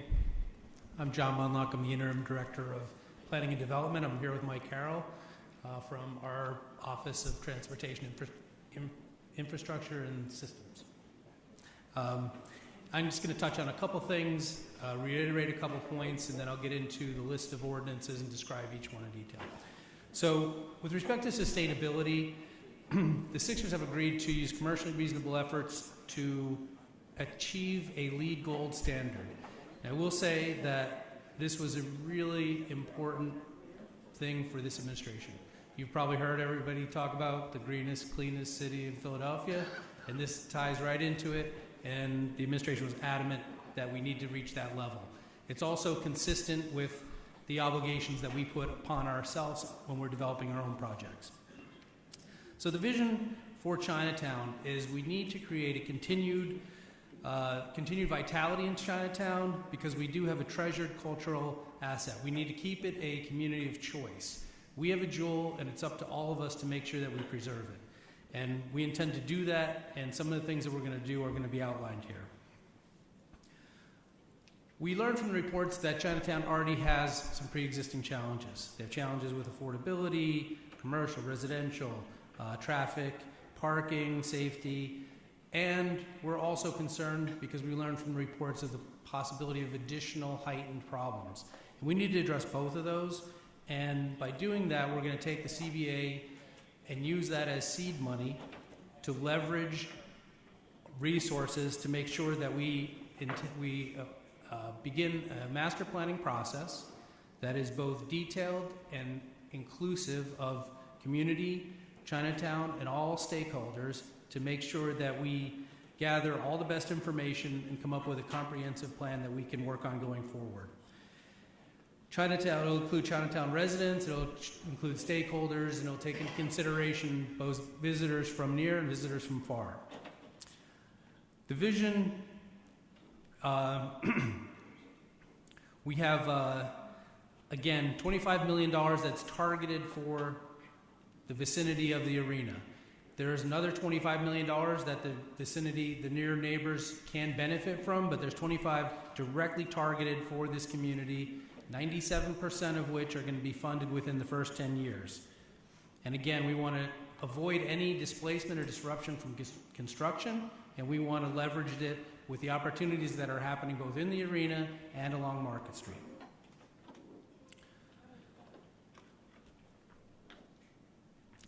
So we need to, when we do the master plan, this is where we gather everybody that's interested, that has resources, has the ability to help, has ideas, has an interest in the outcome, to come together to create all of our ideas collected in one place so that we can implement that. It must include properties that the city currently owns because those are assets that can be put to use. It will include things like the Stitch, which already has $163 million dedicated to that project that covers over 676. And it will have to include things like Reading Viaduct, which is funded already at $3 million, with probably quite a bit more on the horizon, with a budget of at least $60 million that's also in the vicinity. We need to look at zoning. We need to see if there are overlays, height controls, or any tools in the zoning toolbox that can help preserve Chinatown and help it to thrive. We need to look for recreational space, and we need to look for a cultural center, because these are things that Chinatown has expressed a need for. We need to evaluate and look at the physical makeup of Chinatown, the streetscape. We need to look at things like landscaping and benches and any sort of physical improvement that we can do, like signage or wayfinding signs, anything to improve visitor experience and make the place as nice as it can be. And again, there's $6.6 million available for business support. Chinatown Business Lending, Business Disruption Fund, and Enhanced Power Up Your Business expansion. In addition to that, we're looking to raise an additional $10 to $15 million for the Chinatown Small Business Lending Fund. There's going to be $1 million to the Asian American Chamber of Commerce to prepare businesses for these opportunities. So when there's work that can be done, businesses are ready to go get that work.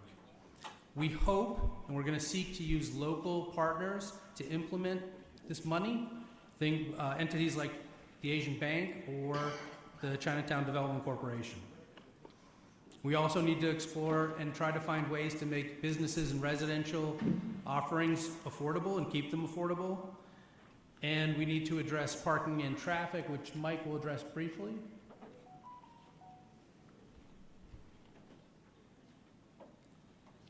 So Mayor Parker expressed very eloquently her commitment to protect neighborhoods in this process, not the least of which is Chinatown, and the protections will be very much focused on things that affect people's quality of life, especially traffic and parking. Building this arena will be the culmination of a master planning process and the implementation of that process. And with that in mind, this administration, working in partnership with PPA, will survey both on and off-street parking in the area with the idea of exploring potential for new structures and new parking opportunities. This will include most likely a parking validation program for Chinatown residents and small businesses, and working with the Streets Department, which has the authority to regulate parking in ways that deter parking in these neighborhoods for event goers without undermining the residents' needs and businesses' needs. And this will likely mean truncating the hours that are available for parking, so people can't just park in these neighborhoods, leave their car, go see an event, come back, and go away. That will be enforced against, and the regulations will be designed to prevent that type of thing. As part of this process, we will also be looking at the analysis to make sure that we have actionable improvements we can take for safe streets. So recognizing that not just for event goers, but for everybody in these communities, we need to make sure we're addressing the lane configurations to reduce congestion. We're looking for ways to make pedestrians safer and to make these networks more efficient. It was mentioned before, the community benefit agreement will include a direct allocation to subsidize and incentivize public transit use so that we can get towards the 40% that we know we need in order to be at or below in terms of the share of attendees who are driving by private vehicles, and that's how we're going to make this work. The idea is to steer traffic away from the neighborhoods, away from Chinatown, through wayfinding and active management to eliminate the congestion folks have been worried about. As mentioned earlier, there's going to be $3 million in the CBA for supportive of affordable housing. Construction of new, preservation of existing, and that number is not going to solve the affordability problem in Chinatown, but it's a very good start, and it's important to keep in mind that the city is working on a much bigger plan to be announced in the future that will be all-encompassing of affordable housing, and that will be there'll be pinpoint focus within that program on the vicinity of this arena. We also need to look at city parcels to see how we can implement those into solving many of the problems that I just mentioned. And we need to we're very close to it, but we need to complete the audit that we're doing of all existing affordable that are maybe coming out of their compliance period, because we need to ensure that they continue and remain affordable. Regarding public safety, you've heard that there's over $4 million for public safety, including 21 new cameras, new lighting at 4 different locations, and a substation that will be occupied by not just police department, but also Septis Police and the Center City District Security, as well as Jefferson Security. And as we'll describe a little bit later, there'll be a traffic event management plan. Regarding clean and green, there's going to be an additional $1.25 million to make sure that taking care of business helps clean and beautify. We're going to be looking at programs that clean sidewalks, power wash, trash collection, to look for anything that needs to be enhanced. And as I said earlier, we're going to be looking to streetscapes and landscapes to make any improvements that we can to make sure that it's as inviting a place that it can be.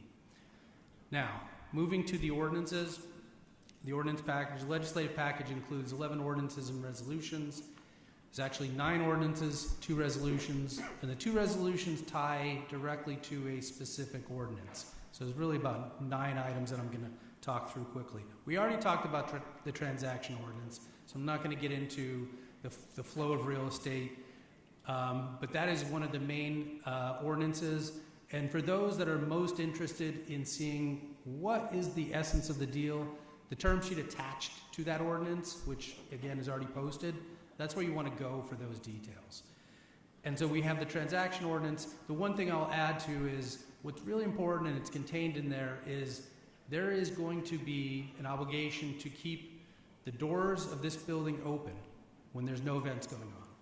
And there needs to be a connection from Market Street back to Filbert Street. As you saw on the map, Filbert Street is in the path of this development, but a public easement will remain through Filbert Street. So you can enter on 10th and go to 11th or vice versa, and you can also connect out to Market Street.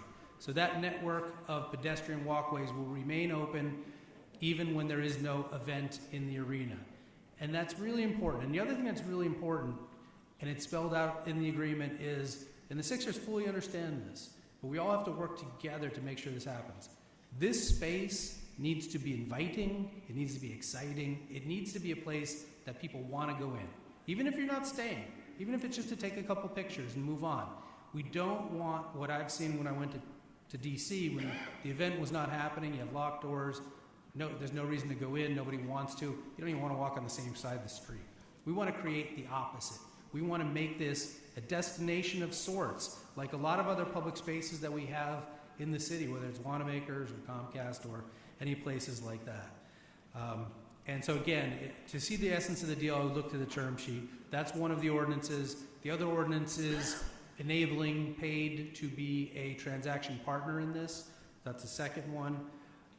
There's an ordinance pertaining to a TIF, a tax incremental financing district, and an ordinance related to a NID, a neighborhood improvement district, and there's a corresponding resolution that goes with those. The mall currently has a tax incremental financing district over it, as well as a neighborhood improvement district. It was done to create the mall that we have now, and it is not contemplating an arena. And so we need to peel that back, and so we need to make that TIF and that NID shorter. That's what those two bills do, is they take the arena parcel out of the TIF, out of the NID. We have two zoning bills. One pertains to the site itself that allows for the building, if anybody has seen the image, it allows for that building to be constructed. It creates a master plan, it states what can be done in that parcel, and spells out the project that they're going to build essentially with words. There's also a bill that makes some modifications to the Market Street East Advertising District, which does not increase the allowable signs in that district, although the arena itself does have an increase in allowable signs. The Market Street East District are smaller changes around building heights and frontages, but it doesn't increase the total advertising space that each linear square foot has. There are three streets ordinances, 2 street strikings. Mentioned Filbert Street, it'll no longer be on the city plan. That property will revert to the adjacent property owners. And the bridge that goes over 10th Street is currently part of the mall. That will be demolished, and a new glass structure will be put in its place that's taller than the existing structure, and so we need to strike a portion of that street up in the air above the existing mall walkway. And there's one other streets bill that is a encroachment ordinance that mostly allows for the security bollards that are required by the NBA and any other street furniture, whether it's wayfinding signs or a bike rack or anything that's in the right-of-way has to be improved in there. And Mike is now going to talk about additional approvals that are going to be required. So once the ordinances have gone through City Council, there's no special path in place for this development to get its permits for construction and to be completed. The path that we take involves getting your building permits, also submitting a maintenance and protection of traffic plan. We've heard a lot of people's concerns about what construction will be like. That plan will be reviewed by PennDOT, it will be reviewed by the city, and we will also work with our other partners to get input on the implementation of that plan. The expectation is that there will be no continuous long-term closures of city streets. as part of that plan. There will be some submissions, of course, for closures of sidewalks, traffic lanes, and parking lane closures. We will review them, we will comment on them, and we will expect the comments to be addressed in any plan before construction begins. This will also be submitted to the Art Commission for approval, and they will expect to see a public fine arts plan, as well as the Federal Transit Administration, which will weigh in to ensure that they can approve any changes to the physical layout of Jefferson Station. In addition to this, as part of the review process, the Sixers are required to both finalize and maintain on an ongoing basis a traffic event management plan, as several other speakers have mentioned. This will incorporate feedback from all the public partners involved, foremost the city, of course, SEPTA as well, and PennDOT. This is a requirement of the permits that are needed for access and use of the public right-of-way. The traffic event management plan will be based on our best understanding of the information in the traffic impact study, but it will be maintained on an ongoing basis on with at least an annual update given the usage that we see at that point in time. That will include background conditions, so things like the availability of parking on-site and off-site as those evolve over time, as well as what we see with other background developments that may change traffic patterns in the area. The goal is to make sure that we can keep track of congestion, any impacts, but in particular the actual mode share, which is so important to making sure that this venue is a success and that the impacts to neighboring communities is minimized. We will continuously look to adopt strategies that reduce the share of attendees below this threshold of 40% people arriving by private vehicles. We'll also be looking at how travel to and from and within this facility meets federal law with respect to the Americans with Disability Act's ADA compliance, and that we mitigate any impacts collectively of non-compliance. This is going to be a living document, but also it's going to depend heavily on the way we manage in real time. The Sixers plan will incorporate staffing, which will include overtime for the Philadelphia Police Department, and the overall management of this area will be under the jurisdiction of the Philadelphia Police on game day or during events.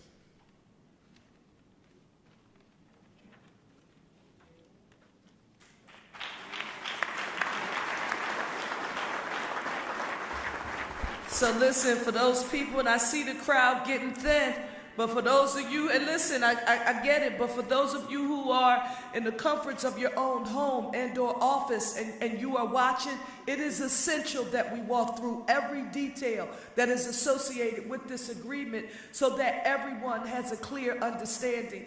Before we go any further, JLL, I know you're coming, but is the Parker administration executives, are they amazing or what? Give them a round of applause, please.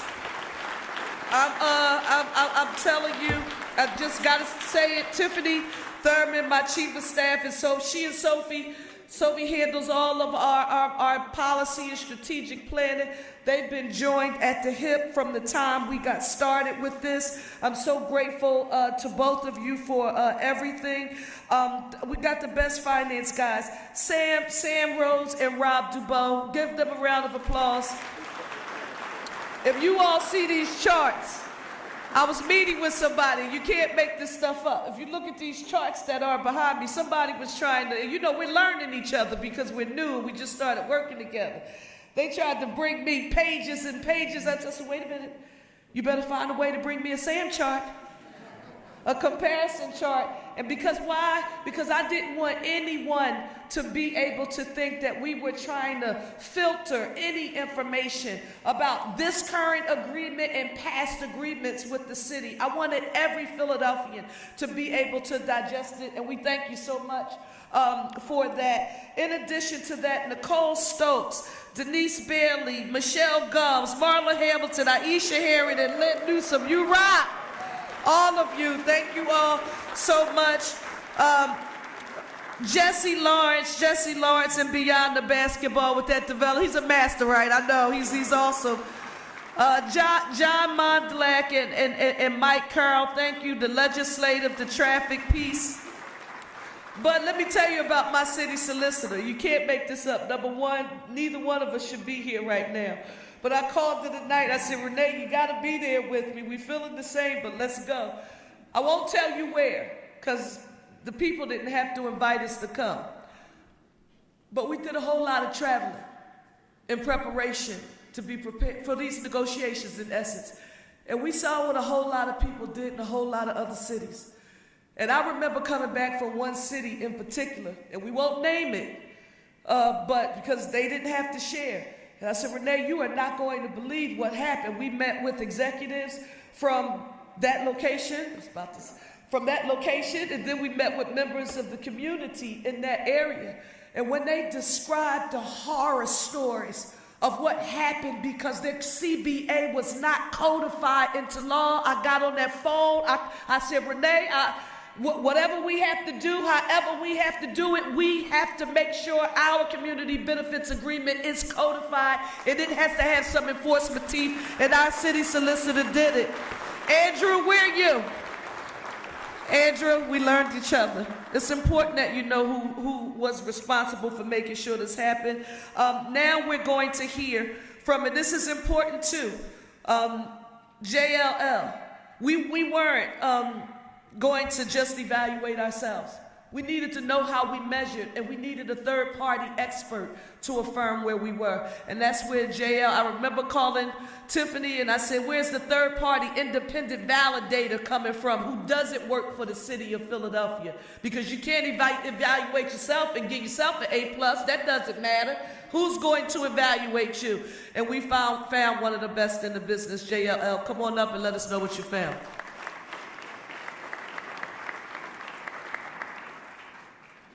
Thanks, Mayor. Just want to say a couple of things. Aaron Tucker and I are here, both from JLL, and we'll talk a little bit about our findings. But let me start with sort of the landscape of what we did. We looked at 19 specific agreements that tied to large projects, large sports-related projects. And within the 19, if you look at the last 10 years of basketball-related projects, we looked at all of them. So we tried to understand, and it's interesting because the EOP team already alluded to this in some of the things they talked about, because what was interesting in our process was what was really publicly available. So what was accessible for us to be able to just go right in and say, let's see the results of a particular project when it came to the goals that were set by their CBA. Almost to a city, it wasn't easy. So all the things that were talked about tonight about how things are going to be posted, how they're going to be reported, how we will have access to that, I can tell you on behalf of the 6-person research team at JLL, it wasn't easy when it came to information that we were able to find as we did the research. What we were able to, through the 19 projects that we reviewed, we were able to find 64 specific initiatives that were being, if you will, committed to in respective CBAs. So we were able to at least get a good landscape of what was out there. And here's our first finding when we did that. And everybody kind of remembers this was an iterative process with the mayor's team as we went through this. There was no agreement that we found of the 19 that was as comprehensive as ours. So, and the reason I think for us to come up at this point with everything you've heard tonight, if you listed everything you heard as a benefit or an outcome or a goal of the CBA, there was none that got really close to the number of initiatives and the impact that we are trying to make. So that was the first key finding. The second one, we had a great conversation about this. This was, by the way, this was somewhat of an iterative process, so we were able to talk about findings as they were surfacing, and that is, many of the agreements obviously had goals related to participation, whether it was employment or contracting. There were goals. There were goals that were set. We're going to talk a second about another comment that your EOP team said about the likelihood of those goals actually being achieved, but we'll get back to this. But so they all had goals, and they all had different percentages that they were contemplating or speculating based on their EOPs and their community benefit, if you will, their structures. But here's what none of them had compared to what ours is they didn't break down the levels of employment, the type of employment, the type of contracting that you heard today from the EOP team. So ultimately, you can see in our work that you'll see goals around percentage of what they were trying to achieve. But what you won't hear that is in this agreement is the notion of placing or recruiting diverse employees in the categories that are contemplated here. So from management all the way through to the key line positions, we didn't find one that speculated that level of, if you will, detail and commitment in terms of the 19 agreements or the information that we were able to source. So that was a feature that we have here that we couldn't find in any others.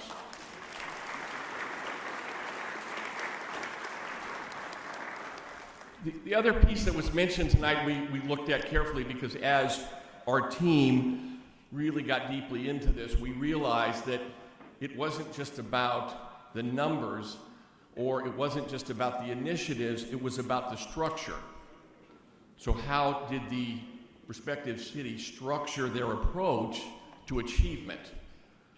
So what programs were in place that were essentially designed not only to, at point of employment or at point of contracting, talk about how they did, but what was in place to get them from point A to point B? And that's where the comment that the EOP team made about actual success, that was another piece that we couldn't find in our studies of the 19 areas. We did have some interviews, we had different ways we tried to find. We couldn't find anything that was structured to the level that we are here in terms of how we're going to prepare both workforce and contractors and others to not only be part of an RFP process, but be ready to participate in those processes. We didn't find any that compared to what we were talking about here. Here's a case in point, and I think the mayor said we're not supposed to talk about other cities, so I won't name the city, okay? But it's a great city, and there's wonderful people, and this just came out recently, and this is data that related to a project that is 5 years old. So it took that long, probably through some sort of community action, to find out that this great city wasn't able to achieve their local participation in terms of employment at their particular professional sports facility. 5 years later, right? We're going to know almost on a monthly basis, how we're doing. We couldn't find in our research any ability to get the type of data that would have shown how we were doing in any other city. So again, back to reporting and back to structure. And we looked, just so you know, so this was an objective research-based approach. So we really tried to find these type of things. We couldn't find anything that we thought was, was comparative to what is being proposed here. The other piece I want to stress again here is this issue of creating pathways. So we tried to find programmatic approaches to pathways because one of the things that we do as a firm is we are involved in this type of work in terms of contracting and development. So we said, because we've seen ourselves situations where a employer will say, well, we did everything we could do, right? So we posted, we made sure everybody knew, and we just didn't get the response. So therefore, we did our part. So we were focused on how were others creating pathways from the point the agreements were signed to the point the opportunities were going to be made available, and we just couldn't also find some of the pathways. You talked about some of the organizations, the chambers, and how everybody's going to get involved sort of today in terms of how we prepare the targeted businesses or targeted future employee leaders we just couldn't find anything that substantially compared to what has been proposed today. So this creating the pathway piece we also thought was superior when it came to what we found with the other 19 that we studied. So we want to leave you with this thought, and I want to turn it over to Aaron to sort of talk about an observation also related to this whole process. But we leave you with a couple other thoughts here. Again, of the 19 cities, we did not see any where there was this delineation that we talked about earlier, about not just sort of broad-based, some way to sort of characterize construction. Those of you that have been around development, you've seen situations where somehow we find sort of laborers or subcontractors that somehow miraculously we try to use that as the way we've met targets. Nothing that was specific to the types of trades and the types of things we're talking about here. And I just want to reiterate one more time, we didn't see anything, and we actually think, and we can say this now that the process is over, that this notion of trying to recruit employees and future leaders, the way we're talking about it in the categories that are contemplated here, second to none. Not just in terms of comparable large projects, but really if you think about any type of agreements that are out here, that type of recruitment, because each one of those employee classifications have their own recruitment strategies. So it's not a singular strategy for how that's going to be accomplished, and we think, and again, we didn't see any that were comparable, but we think it's more than just better, it's progressive in terms of the approach here. So one of the fun things about a project like this is you get to bring minds that get to join the JLL team, and one of those minds is Dr. Erin Tucker. She's an associate professor at the Hospitality Tourism Management Program at the University of Maryland, and I'm going to turn it over to Erin. She really wants to sort of think about all of this and talk about sort of final thoughts here. We also were honored to have Dr. Brian Barker with us also on our team from NYU, as well as the 6 researchers from JLL. So Erin, I'm going to turn it over to you.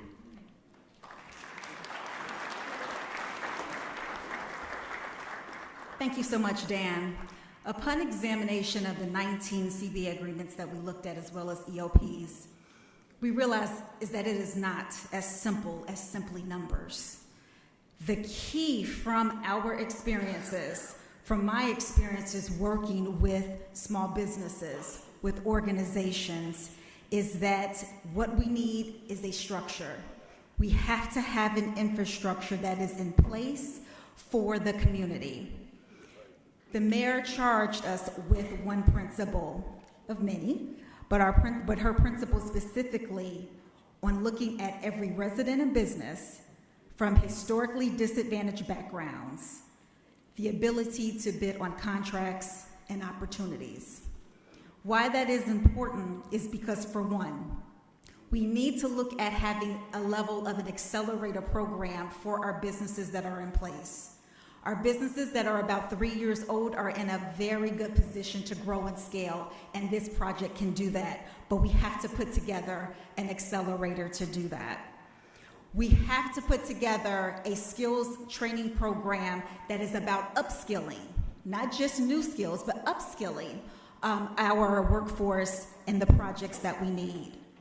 Also, one of the areas that we saw within this project that we did not see in any of the other projects is the focus on citywide. It is not only important to focus on where the particular business is, but this constant understanding and a viewpoint and a vision of a citywide plan.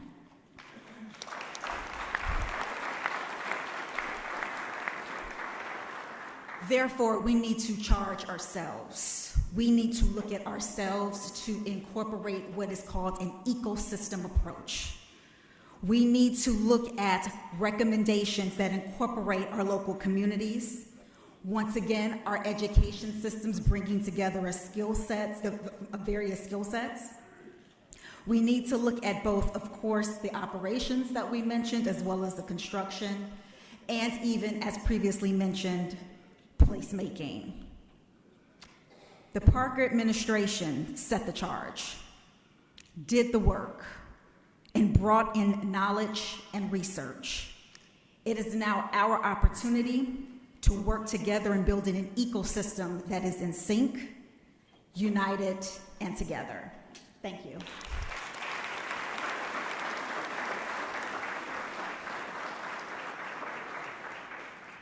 So Philadelphia, full confession, when we asked JLL to help us, and we finally realized we would be working with them, when you say, at first you say, well, how do we measure up? How do we compare to other people? Until the work is being done and then you're waiting for the results to come back. And I was like, whoa, nervous, like, wait, what are they gonna come back and say and how are we faring? But we're so very grateful that you could use your global perspective to help inform our work. So thank you. Give them a huge round of applause. I wanted to say this until last, and I wanted these comments to sort of close me out, because you're going to hear from the people who matter most, who will be impacted by all of the programs and the job creation and everything that's included in this agreement. I want to say this to you because I've heard a lot of the noise surrounding this agreement. I want to be very clear. We wouldn't be where we are right now had the Philadelphia 76ers not said that Philadelphia is our home and this is where we want to be. Give our Sixers a round of applause.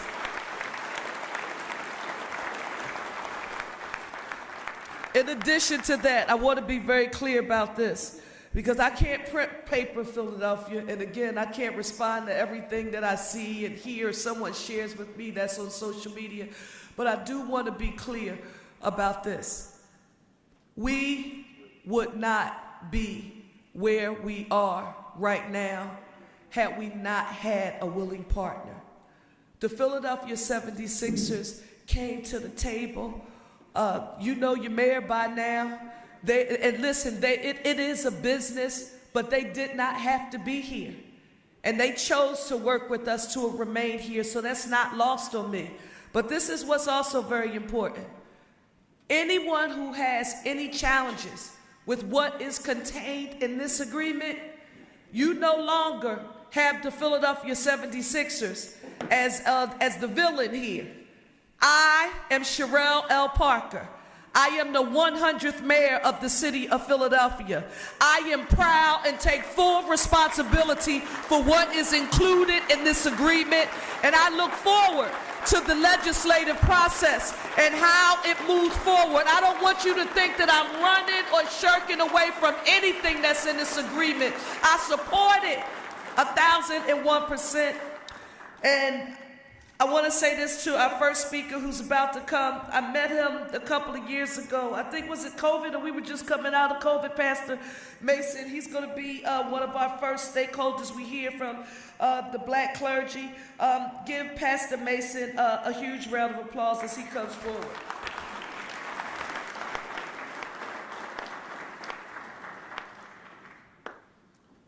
Good evening. I know we've been here a minute, but I'd be remiss if I did not take a moment to say that I want to celebrate our dynamic mayor of the city of Philadelphia, Mayor Cherelle Parker. Now, if I was at my church, I'd say y'all can do better than that. Let's celebrate Mayor Parker for the work that she has done.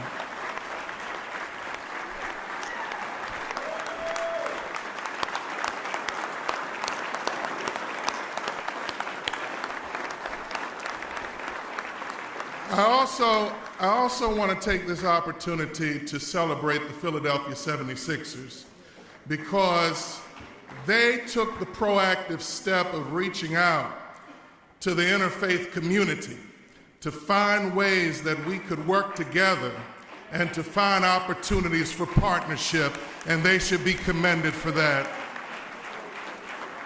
I'm like my partner, I really do believe in beyond basketball. I was way too big a long time ago to play basketball. So I'm focused on beyond basketball.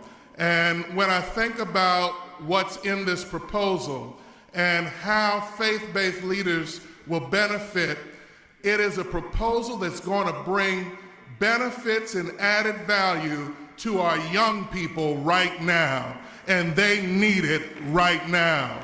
And I've always said that until all of our young people have a seat at the table of success, none of us have a seat at the table of success. So I thank the Parker administration and the Sixers for making sure that this package will benefit our young people.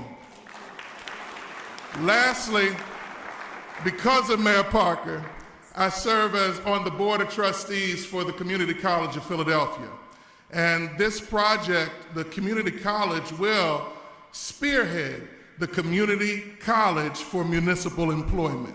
And this provides a pipeline for jobs and careers for the students who have trusted us with their education, a great added value. So in summary, this is a great program for Philadelphia. It's a great program for small business. It's a great program for the interfaith community and our young people. We need to get behind it and support our mayor. Thank you very much. We are now going to hear from Kathy Hicks from the NAACP. And then after Kathy, we will hear from Ed Gross. Kathy and then Ed, if he's still here. Good evening, good evening. I tell you, I am so excited. I'm excited about Philadelphia. I'm excited about this project. I am just so, I have to applaud the mayor and her team for this dynamic information that she put up, because this really dispels a lot of the rumors and a lot of the misinformation that has gone out about this project. And I just want to say thank you to our mayor. Thank you, Mayor Cherelle Parker, for supporting 76th Place at Market East. As an early supporter, the Philadelphia branch NAACP had the opportunity to meet with the 76ers, their organization, and they gave us this vision of what Philadelphia could have, along with having our team, the 76ers, here. So, I mean, this is just an opportunity that we cannot pass up. We can't pass this up, because the 76ers, that's our team. We're all Philadelphians, and we want to be able to expand. We want to be able to give our communities what they need. The NAACP Philadelphia branch applauds your strong leadership and engagement process and the willingness to consider all sides of a challenging issue. The opportunity to have a center city arena housing our beloved Philadelphia 76ers will potentially bring economic benefits through jobs, entrepreneurship, housing, building trades, and other opportunities to the Philadelphia's diverse communities. The NAACP has been on the forefront since its inception, fighting for economic development and wealth for people of color and our marginalized communities. We will stand with you and the 76ers Corporation throughout the entire approval process to ensure the city will have more ways to address persistent poverty, levels of revitalization, post-pandemic Market East, and attract more resources to strengthen Philadelphia's future. To be a one Philly, all united city, we must make sure all are included in the city's economic future plans. Let's support this endeavor. Thank you.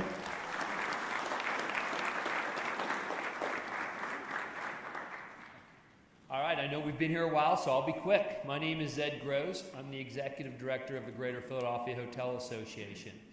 My association represents virtually every hotel in Center City, and I'm very proud of the fact that 80% of all of our team members in our hotels are Philadelphia residents, which means my industry looks like Philadelphia. So yes.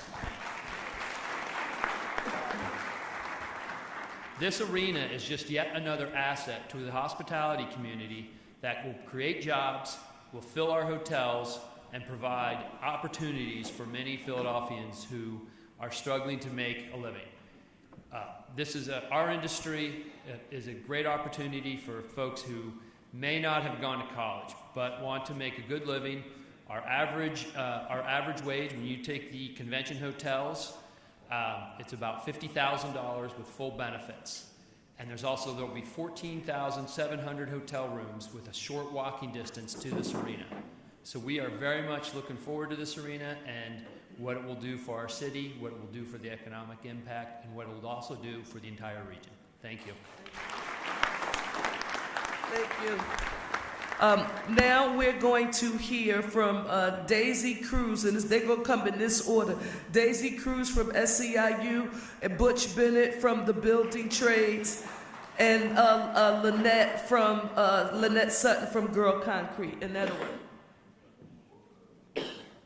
Good evening. I know it's been a long night, so just like the mayor said, and thank you so much, Mayor, for always including us, because this is everything that I was seeing here today, even though we've been hearing about it, seeing things, we've been at meetings and stuff like that. Some of the buildings that we're actually talking about here, 400 Market, Wells Fargo, 399 Market, the Bourse Building, that's where our members work at every single day and are being impacted by the changing here that's happening here in Center City. So just like the mayor said, my name is Daisy Cruz. I am born and raised here in Philadelphia. I am also the district leader of SEIU 32BJ, which includes the city of Philadelphia.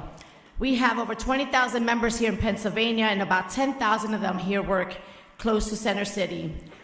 Those who are union cleaners, security officers, and building engineers who are going to go to work every single day here in Center City.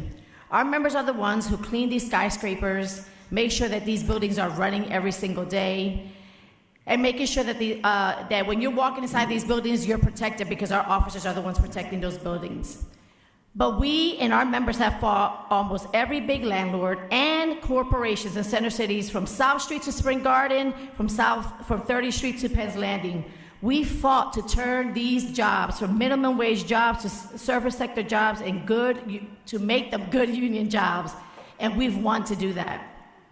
Our members are from Philly. They're from North Philly, South Philly, West Philly, Northeast Philly. We are from here. 32BJ's mission is to secure jobs with livable wages and strong benefits, and to protect workers' rights, and 32BJ, of course, supports building this amazing arena. Our members are watching all Market Street, East Side, all of Center City lose businesses, lose tenants, and jobs that they fought hard to win, to make them good jobs. These jobs will be paying livable wages, health insurance, and an opportunity to have a secure retirement. A project of this magnitude will be a powerful job creator that the working class of the city of Philadelphia desperately needs. Most of our members in Philadelphia are people of color, black and brown, born and raised in Philly. They live in working class and working poor neighborhoods. The livelihood of many of our members depend on the economic health of Center City. We have to rebuild Center City in a way that creates as many working class jobs as possible. So we believe that the Sixers Place Arena will do that for us. Thank you.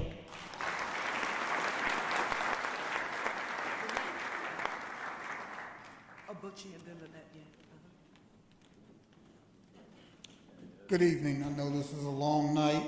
To my building trades family, how y'all doing out there? On behalf of the Philadelphia Building Trades business manager, Ryan Boyer, who wishes he could be here tonight, but he had a prior commitment, he likes to say thank you. This is awesome, but first I would be remiss if I didn't say thank you to our amazing, wonderful, beloved Mayor, Cherelle Parker. We know you. We know Cherelle. In Philadelphia, you're getting a chance to see her a little bit more, but let me tell you something. This is a hard working woman. Make no mistake about it. You guys are just getting a taster. We've known her for a while. I'd like to acknowledge some of our business managers if they're still here. I don't think so, but James Harper from the Carpenters, Mark Lynch is the business manager of Local 98, but you got some of your guys back there waving. And TJ LaPera, that's my guy. I gotta say this to the building trades that between Ryan Boyer, Mark Lynch, and TJ, they worked their butts off with Cherelle and her team to get this thing done. So I just wanted you guys to know that sometimes people don't know things that goes on behind the scenes. You need to know that. So I'd like to say thank you to Cherelle, Mark, Ryan, and everybody that worked behind the scenes on this. This was awesome. I'd like to take time to say that this is well over 1,000 jobs for the Philadelphia building trades. Now listen, when we build it, we leave. Philadelphia, you take over after that. Those are permanent jobs. Those are permanent jobs. So again, let's thank our mayor for doing this. Mayor, we're going to make you look good. We promise. Thank you again.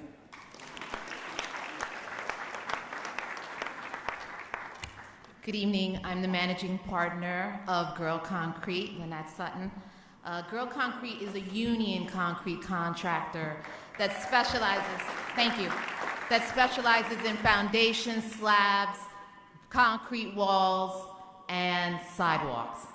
And I thought I would come here today as a small business owner to briefly share the perspective of a diverse business like mine that is excited about the 76th place, but also feels that daily systemic challenge of operating a local, woman-led business in concrete. Personally, when I hear of sizable construction projects in Philadelphia that have the potential to generate that tremendous economic impact for communities and local businesses, I will tell you that, like many, we can't help but to be skeptical. We wonder, will we be a part? Will we be included? Will we get a real opportunity on the site? Or will we just be watching from behind that construction fence? For us, the opportunities that have truly made a dent for Girl Concrete's workforce are those where collectively the owners, the developers, the GCs, the city, the EOP, oversight committees have worked together to ensure diversity and inclusivity from the onset, not just for cookie crumbs, but real opportunity. That is what 76th Place has the potential to be. I may just be a small business, but I have full confidence that the Sixers can get this right. Let me get a little concrete here. Let me tell you why. I have a history with the team that predates this project, and I know their commitment to the city and to diverse businesses like mine are real.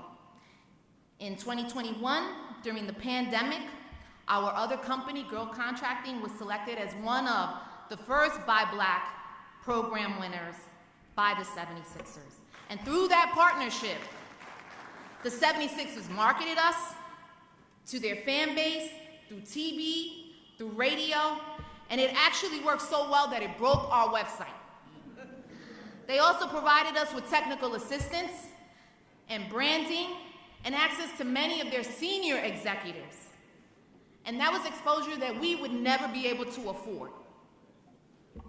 And so since then, we've been able to launch another business, Girl Concrete, and that's the one I'm going to talk about today.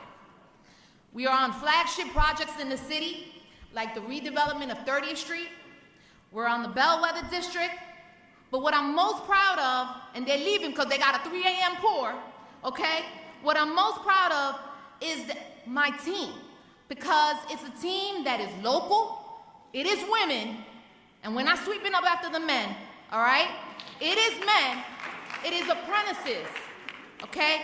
In the carpenter's trades, laborers, cement masons, operators, and iron workers. And I'm gonna tell you, my iron workers are bad. There's some bad women, all right? And we're truly in the trenches, okay? We're not faking the funk. We're not a pass-through, okay? All right? These are people making an honest wage, inspiring little ones, future generations, and we're doing the work. And the challenge The challenge is getting opportunities that consistently keep a small business like mine and our team working, despite the fact that this girl is ready, willing, and able. Okay? So, it's not easy being a woman in concrete, let alone a woman of color. But the partnership and the relationships that we have been able to build with David Gold, with the 76ers, with Mayor Parker, and others like Mosaic, Perryman Construction, Global Synergies, and the African American Chamber of Commerce, those are the ones that have supported us in this journey and have helped us to break barriers. And so in closing, I know I'm over my 2 minutes, I'm sorry, okay, but I'm the only small business that's represented here, so here we go. So in closing, that is why I'm excited. I'm really excited about the 76th place, because from the top all the way down, there is a path, not a will, not a desire, but a concrete path to move female and diverse businesses forward here and to drive that economic impact so we can all feel it, okay, and touch it. And it comes from a group of folks that walk the walk and talk the talk. I believe in this team, in Mayor Parker's team. I have seen their work and commitment firsthand, far before there was even a 76th place that we were talking about. And I look forward to working with them to literally make 76 a concrete reality. The women cleaning up after the men. How about that? Lynette, we were intentional about asking you to speak because next you're going to hear from Mark Lynch from IBEW, and then James Hocker from the Carpenters. And you heard me mention Rosie's Girls earlier, but with the Carpenters, they also have the Sisters in the Brotherhood, which supports female members by providing assistance in obtaining craft training and leadership skills, and being advocates for women's issues, and by mentoring new members and even potential members who will get an opportunity to be trained to work on this project. Give it up for Mark Lynch. Right.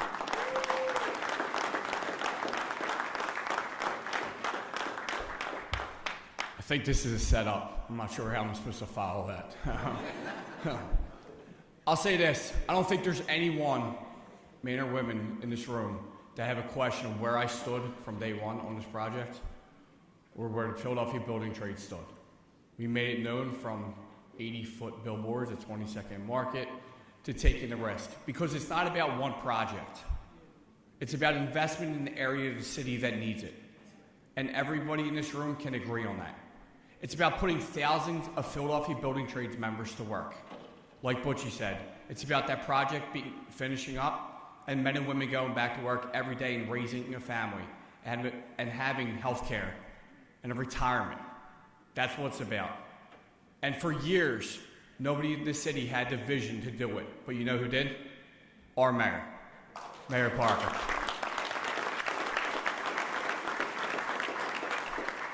We're talking about a $1.6 billion investment. $1.6 billion. You know what happens when we do something like that? There's another $4 to $6 billion coming. That's what it's about, the future of the city. It's not about my job. It's about your grandkids, your kids' job, your daughter's job. At Local 98, I'm proud to say that we started the Rose Girls program that our mayor was talking about under my watch within 6 months of me taking over. I am proud of that. She is an absolute star. Full-time job is recruitment to getting into schools, not in 11th, 12th grade, in 5th, 6th, 7th, 8th grade, explaining what the building trades are about.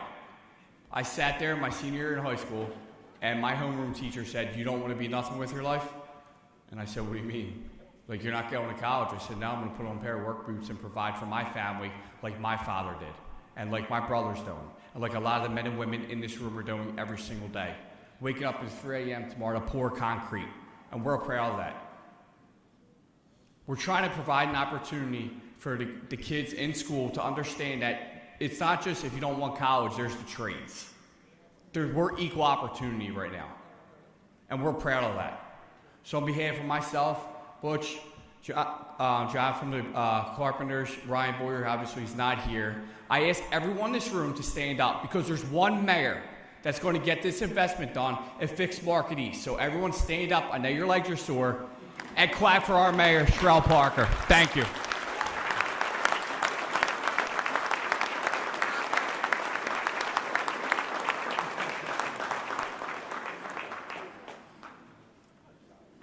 So they're basically making it impossible for me, right, at this point, right? So I would just like to say my name is James Hocker. I'm a regional manager with the Eastern Atlantic States Regional Council of Carpenters. So we represent about 43,000 carpenters across 6 states in the District of Columbia. Out of those 43,000, I would say about 10,000 work in this region.